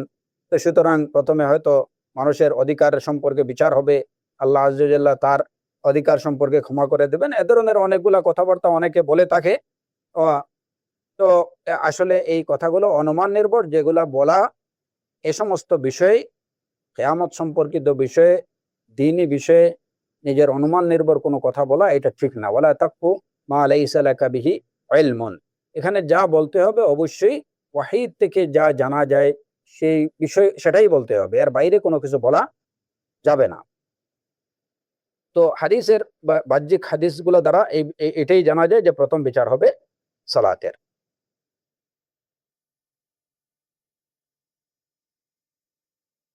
আবু দাউদের যে হাদিস, ইন্না আউওয়ালা মা ইউহাসাবুন নাসু বিহি ইয়াউমাল কিয়ামাতি মিন আমালিহিম আস-সালাত, এরপরে ওই হাদিসের শেষাংশ, পরবর্তী অংশ, রাসূলুল্লাহ সাল্লাল্লাহু আলাইহি ওয়াসাল্লাম বলেছেন, ইয়াকুলু রাব্বুনা জাল্লা ওয়া আলা লিমালাইকাতিহি ওয়া হুয়া আ'লাম উনজুরু ফি সালাতি আবদি তাম্মাহা আম নাকাসাহা فإن كانت تامة كتبت له تامة وإن كان انتقص منها شيئا قال انظروا هل لعبدي من تتوع فإن كان له تتوع قال أتموا لعبدي فريضته من تتوعه ثم تؤخذ الأعمال على ذاكم। আমার যতটুকু মনে পড়ে যে এই হাদিস সম্পর্কে আমি এর আগেও কিছুটা আলোচনা করেছি। আলা কুল্লি হালিন আবারও বিষয়টা বলছি আরেকটু স্পষ্ট হওয়ার জন্য, যে রাসূল সাল্লাল্লাহু আলাইহি ওয়াসাল্লাম বললেন যে প্রথম হিসাব হবে ইয়াউমুল কিয়ামা বান্দার আমলের মধ্য থেকে সালাতের। এরপরে তিনি বলেন যে আল্লাহ আযজা ওয়া জাল্লা বলবেন, তার মালায়েকাদেরকে ডেকে বলবেন, অথচ তিনি সবচেয়ে বেশি জানেন, অথচ তার মালায়েকাদেরকে ডেকে বলবেন উনজুরু ফি সালাতি আবদি আতাম্মাহা আম নাকাসা, দেখো তো আমার বান্দার সালাতের দিকে সে এটাকে পরিপূর্ণভাবে আদায় করেছে নাকি এটার মধ্যে সে কোনো ত্রুটি রেখেছে। যদি ফাইন কানাত তাম্মা, যদি দেখা যায় তার সালাত পরিপূর্ণ, কুতিবাত লাহু তাম্মা, তাহলে তার সালাত পরিপূর্ণ লেখা হবে। ওয়া ইন কানা ইনতাকাসা মিনহা শাইআন, যদি তার সালাতের মধ্যে কোনো ত্রুটি থাকে, আল্লাহ আযজা ওয়া জাল্লা মালায়েকাদেরকে বলবেন উনজুরু হাল লিআবদি মিন তাতাওয়ু, দেখো তো আমার বান্দার কোনো নওয়াফিল আছে কিনা, কোনো নফল সালাত আছে কিনা, হাল লিআবদি মিন তাতাওয়ু ফাইন কানা লাহু তাতাওয়ুন, যদি তার কোনো নওয়াফিল পাওয়া যায়, আল্লাহ আযজা ওয়া জাল্লা মালায়েকাদেরকে বলবেন আতিম্মু লিআবদি ফরিদাতাহু মিন তাতাওয়ুহি, আমার বান্দার ফরজ সালাতের মধ্যে যে ত্রুটিগুলো আছে সেগুলো তার নওয়াফিল দ্বারা পরিপূর্ণ করে দাও। এভাবেই অন্য আমলগুলো গ্রহণ করা হবে। অন্য আমলের ক্ষেত্রেও এই নিয়ম প্রযোজ্য হবে। এই হাদিস থেকে যেটা জানা গেল যে যদি বান্দার ফরজ সালাত এটা পরিপূর্ণ হয়, সে সঠিকভাবে যেভাবে আদায় করা দরকার সেভাবে যদি সে আদায় করে থাকে, আল্লাহ আযজা ওয়া জাল্লা মালায়েকাদেরকে বলবেন যে তার সালাত পরিপূর্ণ হয়েছে বলে লিখো। আর যদি আল্লাহ আযজা ওয়া জাল্লা মালায়েকাদেরকে বলবেন যে দেখো আমার বান্দার সালাত, যদি সালাতের মধ্যে কোনো ত্রুটি থাকে, তখন বলবেন মালায়েকাদেরকে যে দেখো তার কোনো নওয়াফিল আছে কিনা। যদি নফল থাকে তাহলে ওই নফলগুলো এনে তার ফরজের মধ্যে যে ত্রুটিগুলো আছে সেগুলো পূর্ণ করে দাও। আল্লাহু আকবার। এখন এই যে নফলের দ্বারা ফরজকে পরিপূর্ণ, ফরজের ত্রুটিগুলো পূর্ণ করা, নওয়াফিল দ্বারা ফরজের ত্রুটিগুলো পূর্ণ করা, এর অর্থটা কি? এর অর্থ সম্পর্কে উলামায়ে কেরামদের মধ্যে কিছুটা ভিন্ন মত আছে।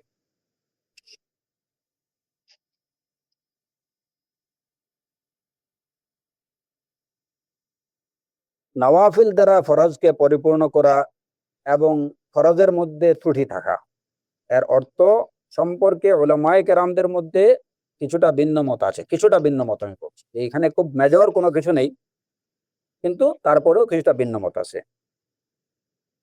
কেউ কেউ বলেছেন যে এখানে সালাতের মধ্যে, ফরজের মধ্যে ত্রুটি থাকা মানে ফরজটা, ফরজের মানে সালাতের ফরজের মধ্যে তার শুরুতের মধ্যে যে অপূর্ণতা বা যে ত্রুটিগুলো রয়ে গেছে, এখানে সালাতের ফরজের মধ্যে ত্রুটি বলতে এগুলোকেই বোঝানো হয়েছে। যেমন সালাতের কোনো শুরুত, কোনো ওয়াজিবাত ছেড়ে দেয়া, আর মানে সালাতের অভ্যন্তরীণ, সালাত পড়তে গিয়ে সেখানে সেটাকে তার ফারাইজ ওয়াজিবাত গুলো মানে আরকান গুলো সঠিকভাবে আদায় করেনি, সুনানগুলো সঠিকভাবে আদায় করেনি। আর আরেকটা কি আছে যে এই যে ফরজের মধ্যে ত্রুটির আরেকটা অর্থ হতে পারে যে ফরজ সালাতই সে আদায় করেনি। বিষয়টা বোঝা দরকার, কারণ এখানে এটার উপরে আরেকটা মাসআলা, গুরুত্বপূর্ণ মাসআলা নির্ভর করে। উনজুরু ফি সালাতি আবদি আতাম্মাহা আম নাকাসাহা, এটাকে পরিপূর্ণভাবে আদায় করেছে নাকি এর মধ্যে ত্রুটি আছে। সালাতের মধ্যে ত্রুটি থাকার দুইটা অর্থ হতে পারে। একটা হচ্ছে যে সালাত আদায় করতে গিয়ে এটাকে সঠিকভাবে আদায় করেনি, মোট কথা যেটা। আরেকটা হচ্ছে যে সে সালাত কি করেনি, আদায় করেনি। এই দুইটা অর্থ থাকার সম্ভাবনা আছে বলে উলামায়ে কেরামরা বলেছেন। আচ্ছা, এখন যদি এই দুই সম্ভাবনা থাকে, তাহলে দুই সম্ভাবনার ভিত্তিতেই পরবর্তী কথা যে দেখো, সে যদি সালাতের মধ্যে তার যদি কোনো ত্রুটি থাকে, এখন যদি দুইটা অর্থ আমরা বললাম, ত্রুটি থাকা দুইটা অর্থ, একটা হচ্ছে সালাতকে সঠিকভাবে আদায় না করা, আরেকটা হচ্ছে যে সে ফরজ সালাত পড়েইনি। এই দুইটা অর্থের ভিত্তিতে পরবর্তী কথা যে যদি তার সালাতের মধ্যে কোনো ত্রুটি থাকে, তাহলে দেখো তার কোনো নওয়াফিল আছে কিনা। যদি নওয়াফিল থাকে তাহলে নওয়াফিল দিয়ে তার ফরজটাকে পূর্ণ করে দাও। নওয়াফিল দিয়ে ফরজ পূর্ণ করার অর্থ তাহলে কি দাঁড়াবে, যে সে ফরজ সালাত আদায় করে নেই, যদি নফল পড়ে থাকে তাহলে আল্লাহ আজ্জা ওয়া জাল তার নফল দিয়ে ওই ফরজ যেগুলো যে ফরজ সালাত গুলো সে তরক করছে, পড়েনি, সেগুলাকে পরিপূর্ণ করে দেবেন। আর যদি অর্থ হয় এইটুকু যে ফরজ সালাতের মধ্যে সে যে ত্রুটি করছে, সঠিকভাবে আদায় করেনি, সেগুলোর মধ্যে যে ত্রুটিগুলো আছে এগুলো আল্লাহ আজ্জা ওয়া জাল নওয়াফিল দিয়ে পূর্ণ করবেন। তাহলে এই মানে দুইটা সম্ভাবনা এই জায়গাতে আছে। তো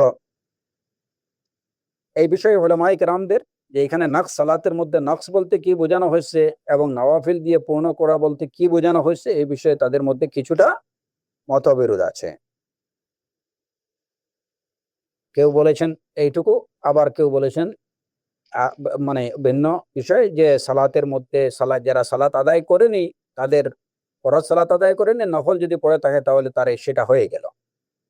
এখন এই বিষয়ে আসলে মানে কওলে মানে রাজেহ বা যেটা যে অভিমতটা প্রাধান্য পায় সেটা কি, জমহুর উলামায়ে কেরামদের অভিমত কি। তো যারা কেউ বলেছেন যে এই যে সালাতের মধ্যে ত্রুটি থাকা মানে সে হয়তো কোনো ফরজ হয়তো ভুলে গেছে, কিংবা সালাতের যে মন্দবাত গুলো, সুনান গুলো, এইগুলো সে ভুলে গেছে, সঠিকভাবে আদায় করতে পারেনি। তো এইগুলা তার নওয়াফিল দ্বারা আল্লাহ আজ্জা ওয়া জাল্লা কিয়ামতের দিন তার নওয়াফিল দ্বারা সেগুলা পূর্ণ করে দেবেন। আর তাদের অভিমত হলো যে যদি কেউ ইচ্ছা করে ফরজ সালাত যদি ত্যাগ করে থাকে, তাহলে সেটা নওয়াফিল দ্বারা পরিপূর্ণ করা হবে না। এই হচ্ছে একদলের অভিমত। যদি সে ফরজ সালাত আদায় না করে থাকে, তাহলে নফল সালাত দ্বারা তার সেই ফরজ সালাতের ঘাটতিটা এটা পরিপূর্ণ করা হবে না। হাদিস দ্বারা এটা বোঝা যাচ্ছে না। তাদের কথা হলো যে নফলের নিয়ত এটা কিন্তু ফরজের প্রতিনিধিত্ব করে না। আপনি নফল সালাতের নিয়ত করলেন, করে ফরজ সালাত আদায় করতে পারবেন না। তাদের কথা হচ্ছে যে নফলটা ফরজের প্রতিনিধিত্ব করে না। সুতরাং যারা ফরজ সালাত আদায় করেনি, নওয়াফিল দ্বারা সেটা পরিপূর্ণ হবে না। ইয়াউমুল কিয়ামা আল্লাহ আজ্জা ওয়া জাল্লা সেটা পরিপূর্ণ করবেন না। বরঞ্চ এই হাদিসের অর্থ হচ্ছে তাদের দৃষ্টিতে যে যারা ফরজ সালাত আদায় করছে কিন্তু এটা সঠিকভাবে আদায় করতে পারেনি, তাদের সেই সালাতের অভ্যন্তরীণ সেই ত্রুটিগুলোকে নওয়াফিল দ্বারা পরিপূর্ণ করা হবে। আর অন্যদের আরেক দলের অভিমত হলো যে না, হাদিস যেভাবে বলা হয়েছে এইভাবেই এখানে সালাতের ত্রুটি, সেটা পড়ার সালাতের অভ্যন্তরীণ ত্রুটি হোক, সালাত পড়ার কারণে ত্রুটি হোক, সালাত আদায়ের মধ্যে ত্রুটি হোক, কিংবা সালাত আদায় না করার কারণে ত্রুটি হোক, সবগুলোই কিন্তু এর মধ্যে অন্তর্ভুক্ত। ইচ্ছা করে সালাত মানে সালাতের সে ত্যাগ করুক, কিংবা অনিচ্ছাবশত সালাত ত্যাগ করুক, কিংবা সালাতের মধ্যে সালাত পড়তে গিয়ে ইচ্ছে করে সেখানে কোনো ত্রুটি সে করে থাকুক, কিংবা অনিচ্ছাবশত না জানার কারণে তার থেকে কোনো ত্রুটি হোক, সবগুলোকেই আল্লাহ আজ্জা ওয়া জাল্লা কভার করে দেবেন নওয়াফিল দ্বারা। এটা হচ্ছে দ্বিতীয় দলের অভিমত।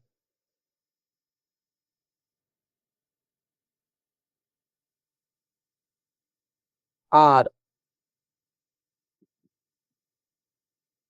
মোট কথা হলো এখানে যেটা জমহুর উলামায়ে কেরামের অভিমত, যে নওয়াফিল গুলো ফরাইজের মধ্যে যে ত্রুটিগুলো আছে সেই ত্রুটিগুলোকে ফিল আপ করবে, এবং এই ত্রুটিগুলো, এই যে ত্রুটিটা, এই এই যে ওই উলামায়ে কেরামদের মধ্যে এই যে ভিন্ন মতগুলো, এই ভিন্ন মতের মানে কি যেটা মোট কথা যেটা, এই ভিন্ন মতগুলো থেকে যে বিষয়টা জানা যায়, এর মোটমাট কথা হলো যে আল্লাহ আজ্জা ওয়া জাল নওয়াফিল দ্বারা ফরাইজের ত্রুটিগুলোকে পূর্ণ করে দেবেন। এই ত্রুটিগুলো দুই ধরনের। একটা হচ্ছে সালাতের বৈশিষ্ট্যের মধ্যে ত্রুটি, সালাত যেভাবে আদায় করা দরকার ছিল সেভাবে আদায় করতে পারেনি, অনেকগুলো বিষয় তার থেকে ছুটে গেছে, সঠিকভাবে সে আদায় করতে পারেনি। এইগুলো হচ্ছে সালাতের বৈশিষ্ট্যের মধ্যে ত্রুটি। আরেকটা ত্রুটি হচ্ছে যে সালাত সে আদায় করছে, এই যে বৈশিষ্ট্যের মধ্যে ত্রুটিটাই হচ্ছে যে সালাত সে আদায় করছে কিন্তু সেটা সঠিকভাবে আদায় করতে পারে না। আরেকটা ত্রুটি হলো যে সে সালাত আদৌ আদায় করেনি,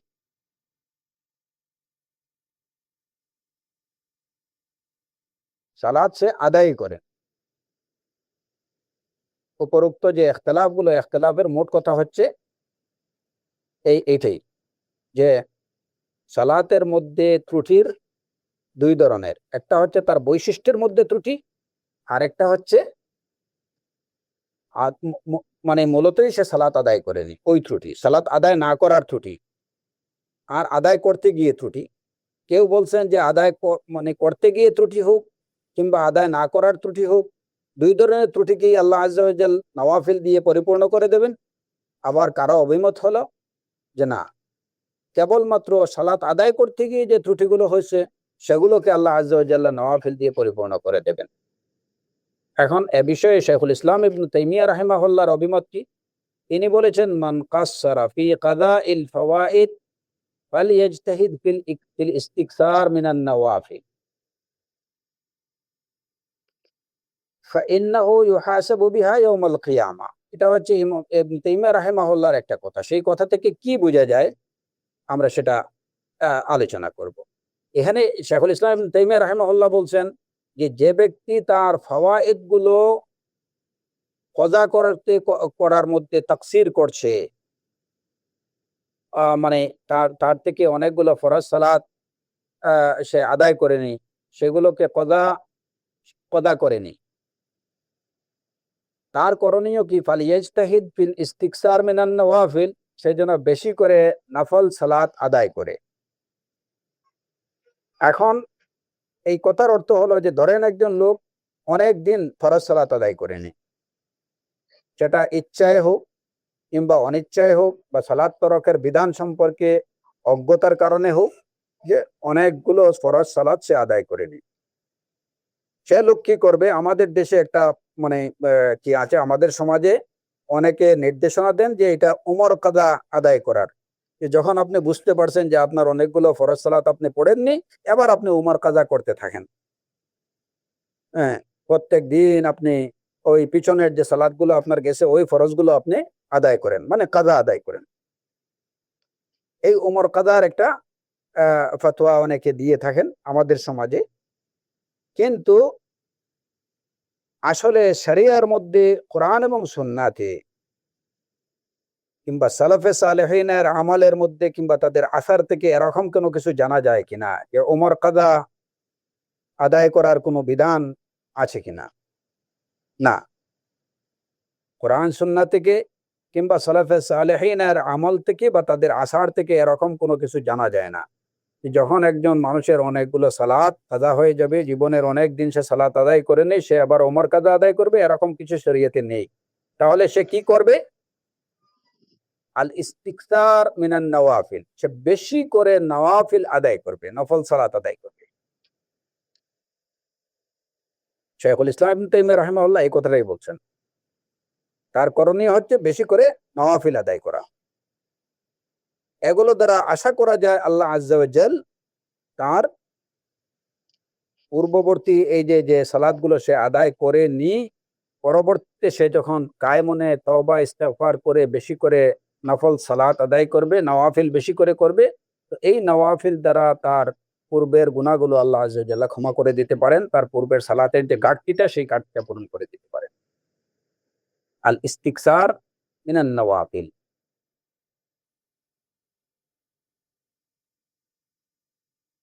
তো এই কথা থেকে বোঝা যায় এবং হাদিসের জাহিরি মানা থেকে যেটা বোঝা যায়, সালাতের সালাত পড়ার অর্থে গিয়ে এখানে যে ত্রুটিগুলো হোক, কিংবা একজন না জানার কারণে কিংবা অবহেলাবশত পূর্ববর্তী জীবনে যদি তার থেকে কিছু সালাত আদায় না হয়ে থাকে, পরবর্তী জীবনে সে যদি তওবা ইস্তেগফার করে বেশি বেশি ফরজ সালাত আদায়ের পাশাপাশি নওয়াফিল গুলো যদি বেশি বেশি আদায় করতে থাকে, তাহলে আশা করা যায় আল্লাহ আজ্জা ওয়া জাল ওই হাদিসের অন্তর্ভুক্ত সে হবে যে আল্লাহ আজ্জা ওয়া জাল্লা মালাইকাদেরকে ডেকে বলবেন, দেখো আমার বান্দার কোনো তাতাওয়ু আছে কিনা, যদি তাতাওয়ু থাকে তো সেই তাতাওয়ু দ্বারা তার ফরজগুলোকে পরিপূর্ণ করে দাও। এই রিপ্লেসমেন্ট আল্লাহ আজ্জা ওয়া জাল্লা করে দিতে পারেন। এবং কোরআনে কারীমের আয়াত থেকেও এই বিষয়টা বোঝা যায় অনেকখানি। ফাউলাইকা ইউবাদদিলুল্লাহু সাইয়্যাতিহিম হাসানাত, ইউবাদদিলুল্লাহু ইল্লা মান তাবা ওয়া আমানা ওয়া আমিলা সালিহান ফাউলাইকা ইউবাদদিলুল্লাহু সাইয়্যাতিহিম হাসানাত। অনেকগুলো কাবায়ের সম্পর্কে বলার পরে আল্লাহ আজ্জা ওয়া জাল্লা বলছেন, তবে যারা তওবা করবে, ঈমান আনবে এবং আমলে সালেহ করবে, আল্লাহ আজ্জা ওয়া জাল্লা তাদের সাইয়্যাত গুলোকে হাসানাত দ্বারা বদলে দেবেন। ফাউলাইকা ইউবাদদিলুল্লাহু সাইয়্যাতিহিম হাসানাত। তো এই যারা পরবর্তীতে নিজের ভুলগুলো বুঝে প্রকৃত অর্থে আল্লাহ আজ্জা ওয়া জাল্লার কাছে তওবা করবে, ইস্তেগফার করবে এবং ফরজ সালাতগুলো সঠিকভাবে আদায়ের পাশাপাশি যখন সে বেশি করে তাতাওয়ু বা নওয়াফিল আদায় করতে থাকবে, তো পূর্ববর্তী জীবনের ছুটে যাওয়া সেই ফরজ সালাতগুলোকে আল্লাহ আজ্জা ওয়া জাল সেগুলাকে নওয়াফিল দ্বারা বদলে দিতে পারেন। ইমাম ইবনে তাইমিয়া রাহিমাহুল্লাহর কথা থেকে সেটাই সেদিকে সেই মানে ইঙ্গিত করা হচ্ছে। এবং বিশেষ করে কোরআনে কারীমের এই আয়াত এবং রাসূলুল্লাহ সাল্লাল্লাহু আলাইহি ওয়াসাল্লামের হাদিস থেকে এই বিষয়টা জানা যায়। তো এই যে নওয়াফিলের মধ্যে এখানে আরেকটা বিষয়, তাহলে আমরা এখান থেকে এই উপসংহারে যেতে পারি যে নওয়াফিল দ্বারা সালাতের বৈশিষ্ট্যগত ত্রুটি এবং সালাত আদায় না করার ত্রুটি দুটো আল্লাহর ইচ্ছায় নওয়াফিল দ্বারা পরিপূর্ণ হতে পারে। কিন্তু এগুলার জন্য অবশ্যই কোরআনে কারীমের ওই আয়াতে যে শুরুতগুলো দেওয়া হয়েছে, ইল্লা মান তাবা ওয়া আমানা ওয়া আমিলা সালিহা, এই তিনটা বিষয় অবশ্যই পেতে হবে। পরিপূর্ণ মানে প্রকৃত অর্থে তার থেকে তওবা যদি হয়, সে প্রকৃত অর্থে তওবা করে এবং প্রকৃত অর্থে যদি সে মুমিন হয়, আর এরপরে আমলে এর সাথে সাথে সে আমলে সালেহ করে, তাহলে আল্লাহ আজ্জা ওয়া জাল্লার ইচ্ছা তিনি তাকে ক্ষমা করে দিতে পারেন, নওয়াফিল দ্বারা তার ফরজের ঘাটতিগুলোকে পরিপূর্ণ করে দিতে পারেন। তো এই নওয়াফিলের মধ্যে সুনানে রাওয়াতিব যেগুলো আছে, সুন্নাহ রাতিবা যেগুলো আছে, এগুলোও কিন্তু এর অন্তর্ভুক্ত। কারণ সুনানে রাওয়াতিব এগুলা কিন্তু ফরাইজ না। সুন্নতে রাতিবা অনেকে আছে যে সুন্নতে রাতিবা নওয়াফিল তো দূরের কথা, সুন্নতে রাতিবার বিষয়ে কিন্তু অনেক আলস্য, অলসতা কিংবা মানে অবহেলা প্রদর্শন করেন, না ঠিক আছে ফরজটা আদায় করলাম, দ্যাটস এনাফ। হ্যাঁ, তো এইটা কোনোভাবেই ঠিক না। কারণ অনেকে আছে কেবল ফরজের উপরে ইক্তেফা করতেছেন যে আমি কোনো মতে ফরজটা আদায় করে নেই, বাস হয়ে গেল। এই যে মনোভাবটা, এই মনোভাবটা এটাই বোঝায় যে আমি আমার ফরজটাই আমার জন্য যথেষ্ট। সুবহানাল্লাহ। আমাদের এই বিষয়টা রিয়েলাইজ করতে হবে যে আপনি একদম আপনার জ্ঞান মতে আপনি সালাতের যতটুকু ফারাইজ, আরকান, ওয়াজিবাত, সুনান, মুস্তাহাব্বাত যা আছে সবগুলো জেনে শুনে একদম মানে আপনার জ্ঞান এবং সাধ্য মতো আপনি সবগুলো যদি সহ সালাত আদায় করেন, তারপরেও আপনি বলতে পারবেন না যে আপনি সালাত কামা হাক্কাহা আপনি আদায় করছেন। এটা বলা যাবে না। কারণ আপনার আমার খুশু খুজু ওই পর্যায়ে যেখানে যাওয়া দরকার ওই পর্যায়ে উন্নীত হওয়া বা ওই পর্যায়ে যাওয়াটা এটা অনেক কঠিন। সালাতের সুনান মুস্তাহাব্বাত সবগুলো আপনি বাহ্যিকভাবে আদায় করছেন, কিন্তু তারপরেও সালাতে আমাদের ত্রুটি থেকে যায়। ইয়া রব্বি মা আবাদনাকা হাক্কা ইবাদাতিক। সালাফরা সেভাবেই বলতেন, তারা নিজের সাধ্য মতো যথাসাধ্য খুশু খুজু সুনান মুস্তাহাব্বাত গুলো অনুসরণ করে সালাত আদায়ের পরে এরপরেও তারা বলতেন মা আবাদনাকা হাক্কা ইবাদাতিক, ইয়া আল্লাহ তোমার যেভাবে ইবাদত করা দরকার ছিল সেভাবে করতে পারিনি। এবং এই জন্যই রাসূলুল্লাহ সাল্লাল্লাহু আলাইহি সাল্লামের সুন্নাহর মধ্যে আছে যে সালাতের সালাম ফিরানোর পরেই আস্তাগফিরুল্লাহ আস্তাগফিরুল্লাহ আস্তাগফিরুল্লাহ। এই ইস্তিগফার কেন? যে হে আল্লাহ, সালাত তুমি যেভাবে তোমার তোমার খুশু খুজু বা সালাতের মাধ্যমে তোমার উবুদিয়্যতা যেভাবে প্রদর্শন করা প্রকাশ করা আমার দরকার ছিল আমি সেভাবে করতে পারিনি, তুমি আমাকে ক্ষমা করো, আমি তোমার কাছে ক্ষমা প্রার্থনা করছি, আস্তাগফিরুল্লাহ। এখন এই হচ্ছে সালাতের অবস্থা। এখন সেই জায়গাতে আমাদের থেকে সেই কতগুলো সুনন মুস্তাহাব্বাত ছুটে যাচ্ছে, তার মধ্যেও আবার আমরা কি শুধুমাত্র ফরজের উপরে ইক্তেফা করতেছি। এই হাদিস থেকে কি জানা যায়? আল্লাহ আযজা ওয়া জাল্লা বলবেন যে দেখো আমার বান্দার কোনো তাতাওয়ু আছে কিনা, হাল লিআবদি মিন তাতাওয়ু, আমার বান্দার কোনো নওয়াফিল আছে কিনা দেখো।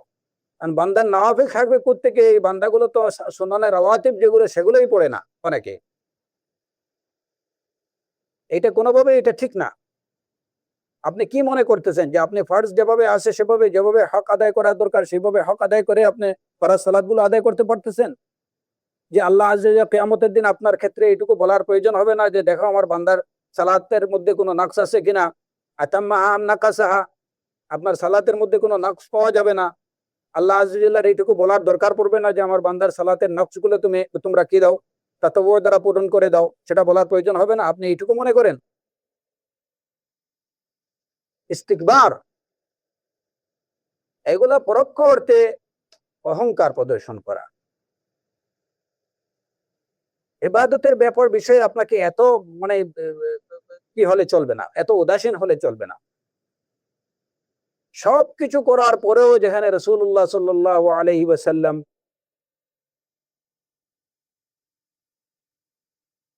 আল্লাহ আযজা ওয়া জাল্লার সামনে দীর্ঘ সালাত আদায় করছেন, তারপরেও তার কি ছিল এটুকু যে আমি আল্লাহ শুকরগুজার বান্দা, আফালা আকুনু আবদান শাকুরা, আল্লাহ শুকরগুজার বান্দা হব না? আল্লাহ যদি আমার সবকিছু ক্ষমা করে দিয়েছেন আমাকে তার শুকরগুজার বান্দা হতে হবে। সেই শুকরগুজার বান্দা হওয়ার জন্য সালাতের মধ্যে এত জিদ্দুজুহুদ রাসূলুল্লাহ সাল্লাল্লাহু আলাইহি ওয়াসাল্লাম করেছেন। আমাদের যেখানে সালাতের শুরু থেকে শেষ পর্যন্ত ত্রুটি আর ত্রুটি, তো সেখানে অবশ্যই আমাদের, যদি আপনি বললাম যে সুনান মুস্তাহাব্বাত সবগুলো আপনি ঠিকমতো আদায় করছেন, তারপরে আপনি সালাতের খুশু যেভাবে আপনার রাখা দরকার আপনি সেটা পারেননি, তাহলে তো আপনার নাকস থেকেই গেল। সেই নাকসটা আপনি কি দিয়ে পূরণ করবেন? আপনার অবশ্যই তাতাওয়ু থাকা দরকার, নওয়াফিল থাকা দরকার। সুনানের রাওয়াতিব গুলো এগুলো তো এমনিতেই অত্যন্ত গুরুত্বপূর্ণ সুন্নাহ, এগুলা কোনোভাবে বাদ দেওয়া উচিত না। সুনানের রাওয়াতিব আদায়ের পাশাপাশি আপনি অন্যান্য নওয়াফিল গুলো আপনার করা আরো বেশি বেশি আমাদের করা উচিত। আমাদের থেকে সালাতের মধ্যে যে কি পরিমাণ ত্রুটি বিচ্যুতি হচ্ছে, সুবহানাল্লাহ, এই বিষয়টা নিজেদের রিয়েলাইজ করতে হবে।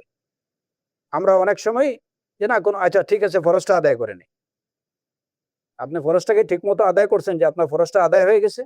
এখন যদি ইয়াউমাল কিয়ামা আপনার ততও যদি না থাকে তাহলে আপনার সালাতের গ্যাপটা কোত্থেকে আদায় হবে? এটা ফিল আপ হবে কি দিয়ে? আর যদি তখনই তো আপনার আপনার ক্ষেত্রে এই বিষয়টা এই হাদিসটা প্রযোজ্য হবে ফাইন ওয়াইন ফাসাদা সাইরু আমালিহি, যদি সালাত যদি ত্রুটিপূর্ণ থাকে, এটা যদি সঠিক না হয়, তাহলে অন্যান্য আমলগুলো ফাসিদ হয়ে যাবে। সুতরাং সালাতকে ঠিক রাখার চেষ্টা করেন, আপনার মূল পুঁজিতে যেন না ধরে। আর মূল পুঁজিটা ঠিক রাখার জন্য আপনাকে অ্যাডিশনাল কিছু বিষয় রাখতে হবে, সেগুলো হচ্ছে তাতাওয়ু। অবশ্যই সুনানে রাওয়াতিব গুলো আপনারা আদায় করবেন, আমাদেরকে আদায় করতে হবে, এবং এর পাশাপাশি যত বেশি পারা যায় নওয়াফিল আদায় করুন। তারপরেও যদি আল্লাহ আযজা ওয়া জাল্লা তার রাহম এবং কারামে যদি আমাদের ওই ওই ওই ত্রুটিগুলো যদি পরিপূর্ণ করে দেন, এটা হবে আল্লাহর ফাদল। যালিকা ফাদলুল্লাহ। আল্লাহর রহমত চাইতে হবে। তো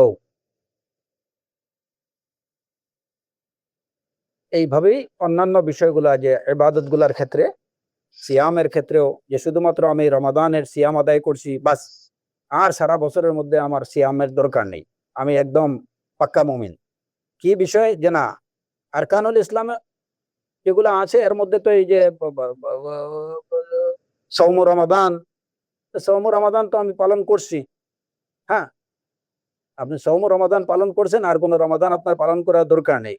আপনি প্রথমে এইটা নিশ্চিত হলেন কিভাবে আপনার সওম রমাদান এটা যেভাবে আদায় করা দরকার সেভাবে হক আদায় করে আপনি সেটা আদায় করছেন।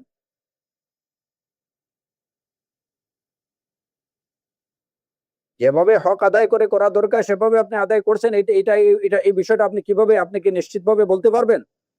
আপনি কি নিশ্চিত?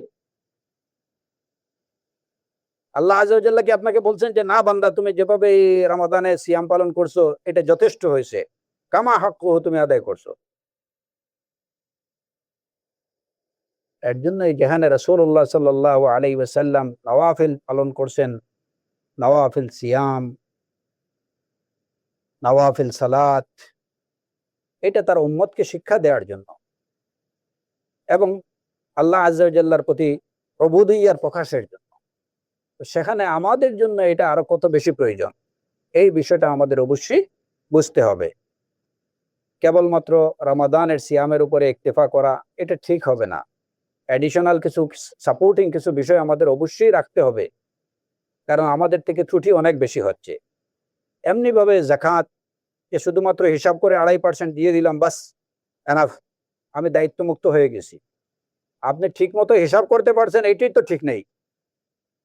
আপনি সঠিক সময়ে দিতে পারছেন, এটাও তো ঠিক নেই। দেখা গেছে যে হয়তো আপনি দিচ্ছেন টাইম পাস হওয়ার আরো 2 মাস পরে, তো এখানে এটা তো আপনার প্রথম ত্রুটি হয়ে গেল। দ্বিতীয় বিষয় হলো যে ঠিকঠাক মতো অনেক কিছু হিসাবই করতে পারেননি আপনি, এই ত্রুটিতেও রয়ে গেল। হ্যাঁ, এমনি ভাবে এই ধরেন এই যাকাতের বিষয়ে অনেকগুলা ত্রুটি অবকাশ থেকেই যায়। যেভাবে আদায় করা দরকার, যথাসময়ে আদায় করা দরকার, সেটা করা যায় না। এখন এইটার সাপোর্টিং কি রাখবেন? সাদাকা, তাতাওয়ু, নওয়াফিল সাদাকা করেন, আল্লাহ আযজা ওয়া জাল্লা আপনার ওই ত্রুটিগুলোকে ইয়াউমাল কিয়ামা আপনার নওয়াফিল দ্বারা পরিপূর্ণ করে দেন। তাহলে দেখা যাবে যে আপনার সালাত, সিয়াম, যাকাত সবই ঠিক আছে। হজের মধ্যে ত্রুটিগুলো আপনি উমরা করেন, হজের ত্রুটিগুলো আল্লাহর ইচ্ছা, আল্লাহর রহমতে ওই উমরার দ্বারা এটা আল্লাহ আযজা ওয়া জাল্লা পরিপূর্ণ করে দেবেন। সবকিছুর জন্যই আপনাকে সাপোর্টিং কিছু রাখতে হবে, কারণ আমাদের থেকে তাকসির হচ্ছে অনেক বেশি, আমাদের থেকে ত্রুটি হচ্ছে অনেক বেশি, আমাদের আমলের মধ্যে নাকস অনেক বেশি, যে কারণে সাপোর্টিং আমাদের রাখতে হবে অনেক বেশি, ব্যাকআপ রাখতে হবে অনেক বেশি। যদি ব্যাকআপ না থাকে তাহলে ইয়াউমাল কিয়ামা হায় হতাশ করতে হবে। এবং এই ক্ষেত্রে সর্বাগ্রে সালাতের বিষয়টা মাথায় রাখতে হবে। কিয়ামুল লাইল করেন, তাহাজ্জুদ করেন, হ্যাঁ, ওয়া মিনাল লাইলি ফাতাহাজ্জাদ বিহি নাফিলাতাল লাক, কুমিল লাইলা ইল্লা কালিলা নিসফাহু আও ইনকুস মিনহু কালিলা আও জিদ আলাইহি ওয়া রাত্তিলিল কুরআনা তারতিলা। শেষ সাথে উঠে 2-4 রাকাত পড়ুন। এই বিষয়গুলো বিশেষ করে আমাদের সালাফি ভাইরা যারা আছেন, বোনরা যারা আছেন, আমাদের এই বিষয়গুলা বেশি করে খেয়াল রাখতে হবে। এবং এটা আমরা এই কাজগুলো করার বেশি দাবি রাখি। কারণ কি, যে আমরা সালাফে সালেহিনের মানহাজ অনুসরণের দাবি করি। সালাফে সালেহিনের মানহাজ কি, অথচ দেখা যায় যে এই বৈশিষ্ট্যটা আমাদের থেকে, সত্য কথা যেটা যে আমাদের থেকে এটা অন্যান্য হিজবিয়ুন যারা আছে তাদের মধ্যে এই বৈশিষ্ট্য বেশি। অনেক সালাফিদের থেকে অনেক হিজবিয়ুনদের মধ্যে এই বৈশিষ্ট্য বেশি। দেখবেন যে তারা নওয়াফিল আমল অনেক বেশি করতেছে, নওয়াফিল সালাত অনেক বেশি আদায় করতেছে, নওয়াফিল সিয়াম অনেক বেশি পালন করতেছে। আর আমাদের অনেক সালাফি ভাইদের বোনদের মধ্যে কি, যে না আমি কোনো মতে সালাত ফার্স্টে আদায় করি, দ্যাটস এনাফ। রামাদানের সিয়ামটা পালন করছে, খালাস, আর কানুল ইসলাম হয়ে গেছে। লা আজিদু ওয়ালা আনকুসু, মনোভাবটা এরকম যে আর বাড়াবো না কমাবো না।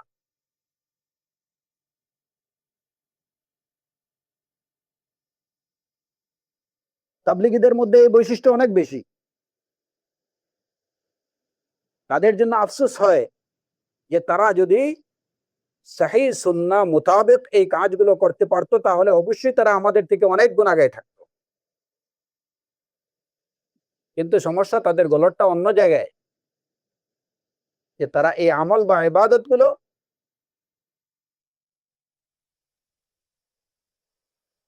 সহিভাবে সহিহ সুন্নাহ অনুযায়ী সেগুলো করতে পারতেছে না। তাদের বিশ্বাস, তাদের আকীদাটাকে তারা নিষ্কলুষ করতে পারতেছে না, তাদের আকীদাটাকে তারা বিশুদ্ধ করতে পারতেছে না। যদি তারা তাদের আকীদাটাকে সহিশুদ্ধ করে এই আমলগুলোকে যদি তারা সুন্নাহ অনুযায়ী করত, তাহলে তারা আমাদের থেকে শতগুণ আগে থাকতো। আল্লাহ আযজা ওয়া জাল্লা তাদেরকে এবং তাদেরকে পরিপূর্ণ হেদায়েত দিন, আমাদেরকেও পরিপূর্ণ হেদায়েত দিন, এবং কোরআন এবং সুন্নাহ অনুযায়ী সবগুলো আমল ইবাদত সম্পাদনের তৌফিক আল্লাহ আযজা ওয়া জাল্লা আমাদেরকে দিন। তো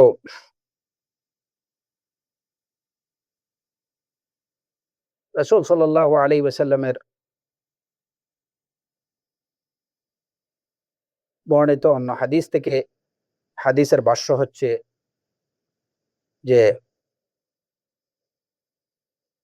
সে যদি তার সালাত যদি ঠিক থাকে, ফাকাদ আফলাহা ওয়া আনজাহা, সে সফল কাম হলো। আর যদি তার সালাত বিনষ্ট হয়, ফাকাদ খাবা ওয়া খাসিরা, খাবা ওয়া খাসিরা, তাহলে সে বিফল হলো এবং ক্ষতিগ্রস্ত হলো। এখন সফলতার অর্থ আমরা বুঝলাম, কিন্তু এই যে খাবা ওয়া খাসিরা, খাবা ওয়া খাসিরা,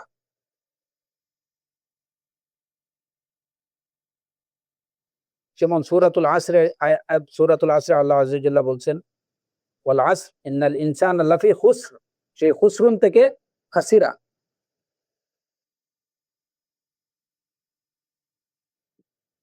খাবা, বিফল হওয়া, বিফল হওয়ার অর্থ কি? সেই ফালাহের সফলতার বিপরীত বিষয় হচ্ছে বিফলতা। তার কোনো মনোবাঞ্ছা পূর্ণ হবে না, তার কোনো কষ্ট দূর হবে না, এটাই হচ্ছে বিফলতা। ইয়াউমাল কিয়ামা বান্দা যখন তার আমলের যে সওয়াবগুলো সে পাবে না, তখনই সে বিফল হবে। এটাই হচ্ছে তার বিফলতা। সে প্রত্যাশা করবে যে আল্লাহ আযজা ওয়া জাল্লা থেকে অনেক বড় প্রতিদান সে লাভ করবে, কিন্তু ওই সময় দেখা যাবে যে সে তার প্রতিদান পাওয়ার মতো তার কিছু নেই।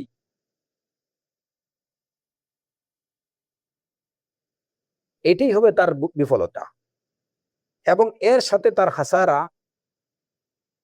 সে হবে ক্ষতিগ্রস্ত। ক্ষতিগ্রস্ত কি? যে সে আল্লাহ আযজা ওয়া জাল্লার শাস্তি,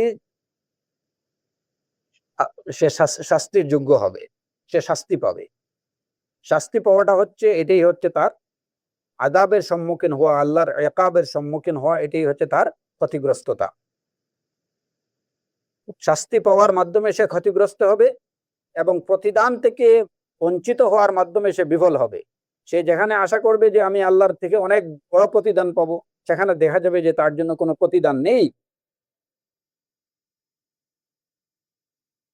বরঞ্চ উল্টো রয়েছে তার জন্য আল্লাহর পক্ষ থেকে শাস্তি। সুতরাং সে খাইব এবং খাসির। খাবা ওয়া খাসিরার অর্থ এটুকু। এবং দ্বিতীয় যে বিষয়টা বান্দার হকের মধ্যে সর্বপ্রথম যে বিষয়ের ফয়সালা হবে এটা হচ্ছে রক্তপাত।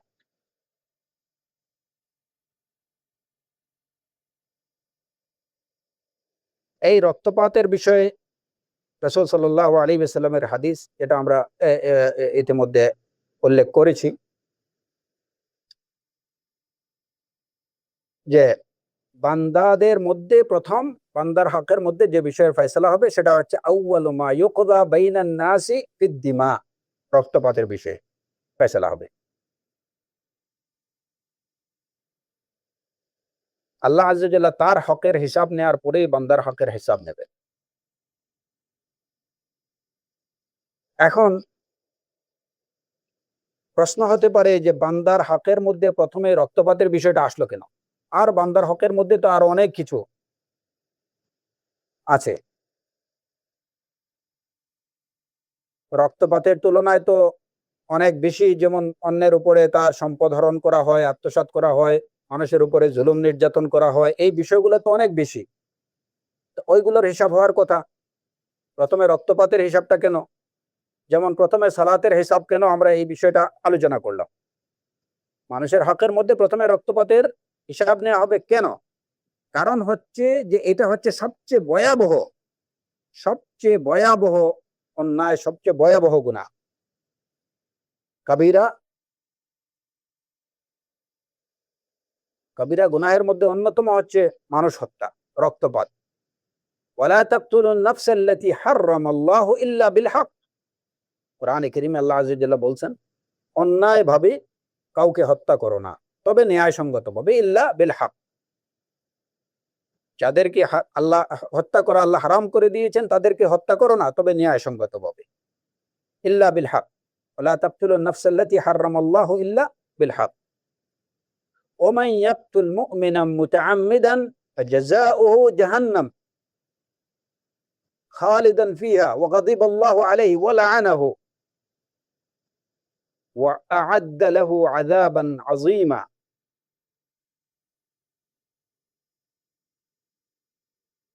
যে ব্যক্তি ইচ্ছাপূর্বক কোনো মুমিনকে হত্যা করবে, তার জাযা হচ্ছে, তার তার ফাজাযাউহু জাহান্নাম, জাহান্নাম, সে সেখানে চিরকাল থাকবে।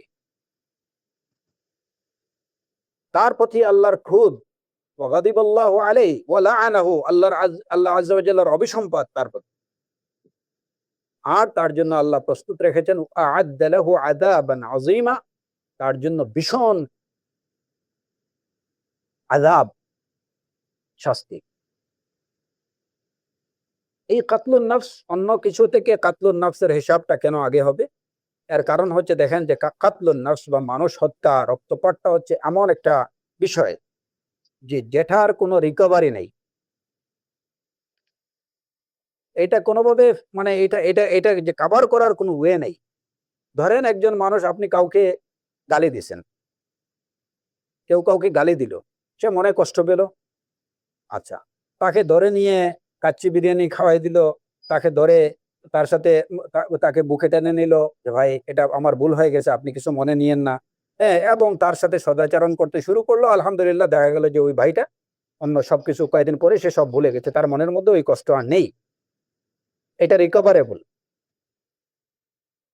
একজন তার সম্পদ আর অন্যজনের সম্পদ আত্মসাৎ করছে, সেটা সে ফেরত দিয়ে দিতে পারে, এবং এর সাথে তাকে আরো অনেক বেশি কিছু দিতে পারে। 100 টাকা নিয়েছিল, তার থেকে তার তার ছিনতাই করে কিংবা তার থেকে জুড়ে অন্যায় ভাবে তাকে 500 টাকা একটা নোট দিয়ে দিল যে ভাই আমি ভুল করছি, আপনি কিছু মনে নিয়েন না, এটা নেন, খালাস, কভার হয়ে গেল। তাকে ধরে পিঠাইছে এক জায়গায়, এরপরে গিয়ে তার কাছে ক্ষমা চেয়েছে যে ভাই আমি এটা ভুল করছি, আপনি আমার পিটান, যত ইচ্ছা পিটান, আপনার জুতা দিয়ে আমাকে পিটান। তো দেখা যাবে যে লোকটা, যে হ্যাঁ ঠিক আছে, এখন কি করছে, ভুল করছে, আমার পায়ে ধরতেছে, হ্যাঁ, এসে এটার জন্য অনুতপ্ত, খালাস, এটা তার কি থেকে চলে যেতে পারে। কিন্তু যখন একজন মানুষকে সে মেরে ফেলবে, তখন এইটা কোনোভাবেই তার রূহকে তার মধ্যে আবার ফিরিয়ে দেওয়ার কোনো শক্তি সামর্থ্য তার নেই।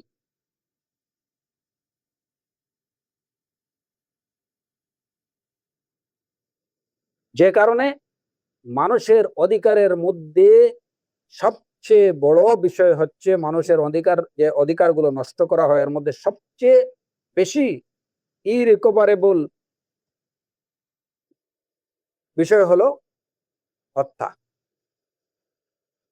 যখন কেউ কাউকে হত্যা করে ফেলে তখন তার কাছে আর ক্ষমা চাওয়ার কোনো সুযোগ থাকে না, তাকে জীবন ফিরিয়ে দেওয়ার কোনো সুযোগ থাকে না, তাকে কোনোভাবে খুশি করার আর কোনো সুযোগ তার কাছে থাকে না। যে কারণে প্রথমত ইয়াউমুল কিয়ামা এই বিষয়টারই কি হবে, হিসাব হবে, এই বিষয়ের ফয়সালা হবে। এবং আল্লাহ আজ্জা ওয়া জাল এই হত্যাকাণ্ডের বিষয়ে যে শাস্তির কথা জানিয়ে দিয়েছেন সেটা অত্যন্ত ভয়াবহ।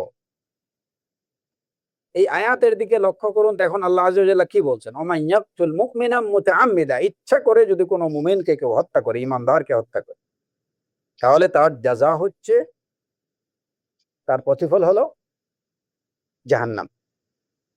এইটুকু জাহান্নাম হলেই তো শেষ হয়ে যেত, কিন্তু না, এটা এই বিষয়টা কত ভয়াবহ, আল্লাহ আজ্জা ওয়া জাল এটাকে কত মারাত্মক অপরাধ হিসেবে গণ্য করছেন, যে কারণে তিনি শুধু জাহান্নাম বলে কি হননি, ক্ষান্ত হননি, খালিদান ফিহা, ওই জাহান্নামে সে চিরকাল থাকবে। এরপরেও শেষ না, ওয়া গাদিবাল্লাহু আলাইহি, আল্লাহর ক্রোধ তার প্রতি, তাও শেষ নেই, ওয়া লাআনাহু, তার প্রতি আল্লাহর অভিসম্পাত, তারপরেও শেষ নেই, ওয়া আ'আদ্দা লাহু আযাবান আযীমা,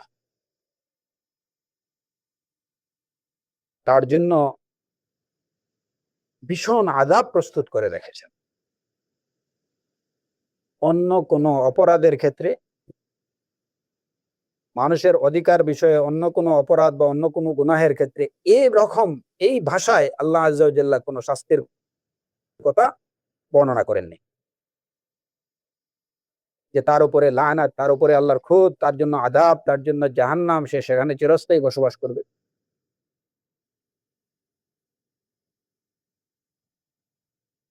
এইটা থেকে বোঝা যায় যে হত্যাকাণ্ড বা রক্তপাত, মানুষ হত্যা করা, এটা কত বড় পাপ।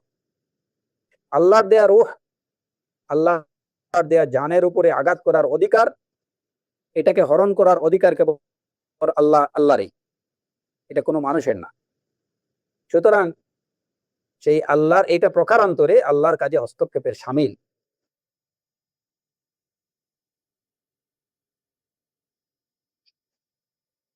এই বিষয়ে ইনশাআল্লাহ আমরা আল্লাহ আজ্জা ওয়া জাল্লা যদি তৌফিক দেন, তাহলে হত্যাকাণ্ডের বিষয়ে আমরা আগামীকাল কিছু কথা বলার আশা পোষণ করছি, যদি আল্লাহ আজ্জা ওয়া জাল্লা তৌফিক দেন।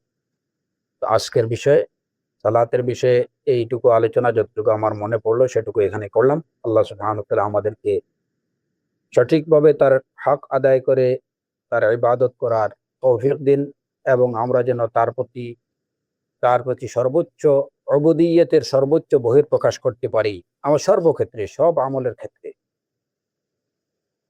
সেই তৌফিক তিনি আমাদেরকে দান করুন। ওয়া আখিরু দাওয়ানা আনিল হামদুলিল্লাহি রাব্বিল আলামিন, ওয়া সাল্লাল্লাহু আলা নাবিয়্যিনা মুহাম্মদ ওয়া আলা আলিহি ওয়া সাহবিহি আজমাইন।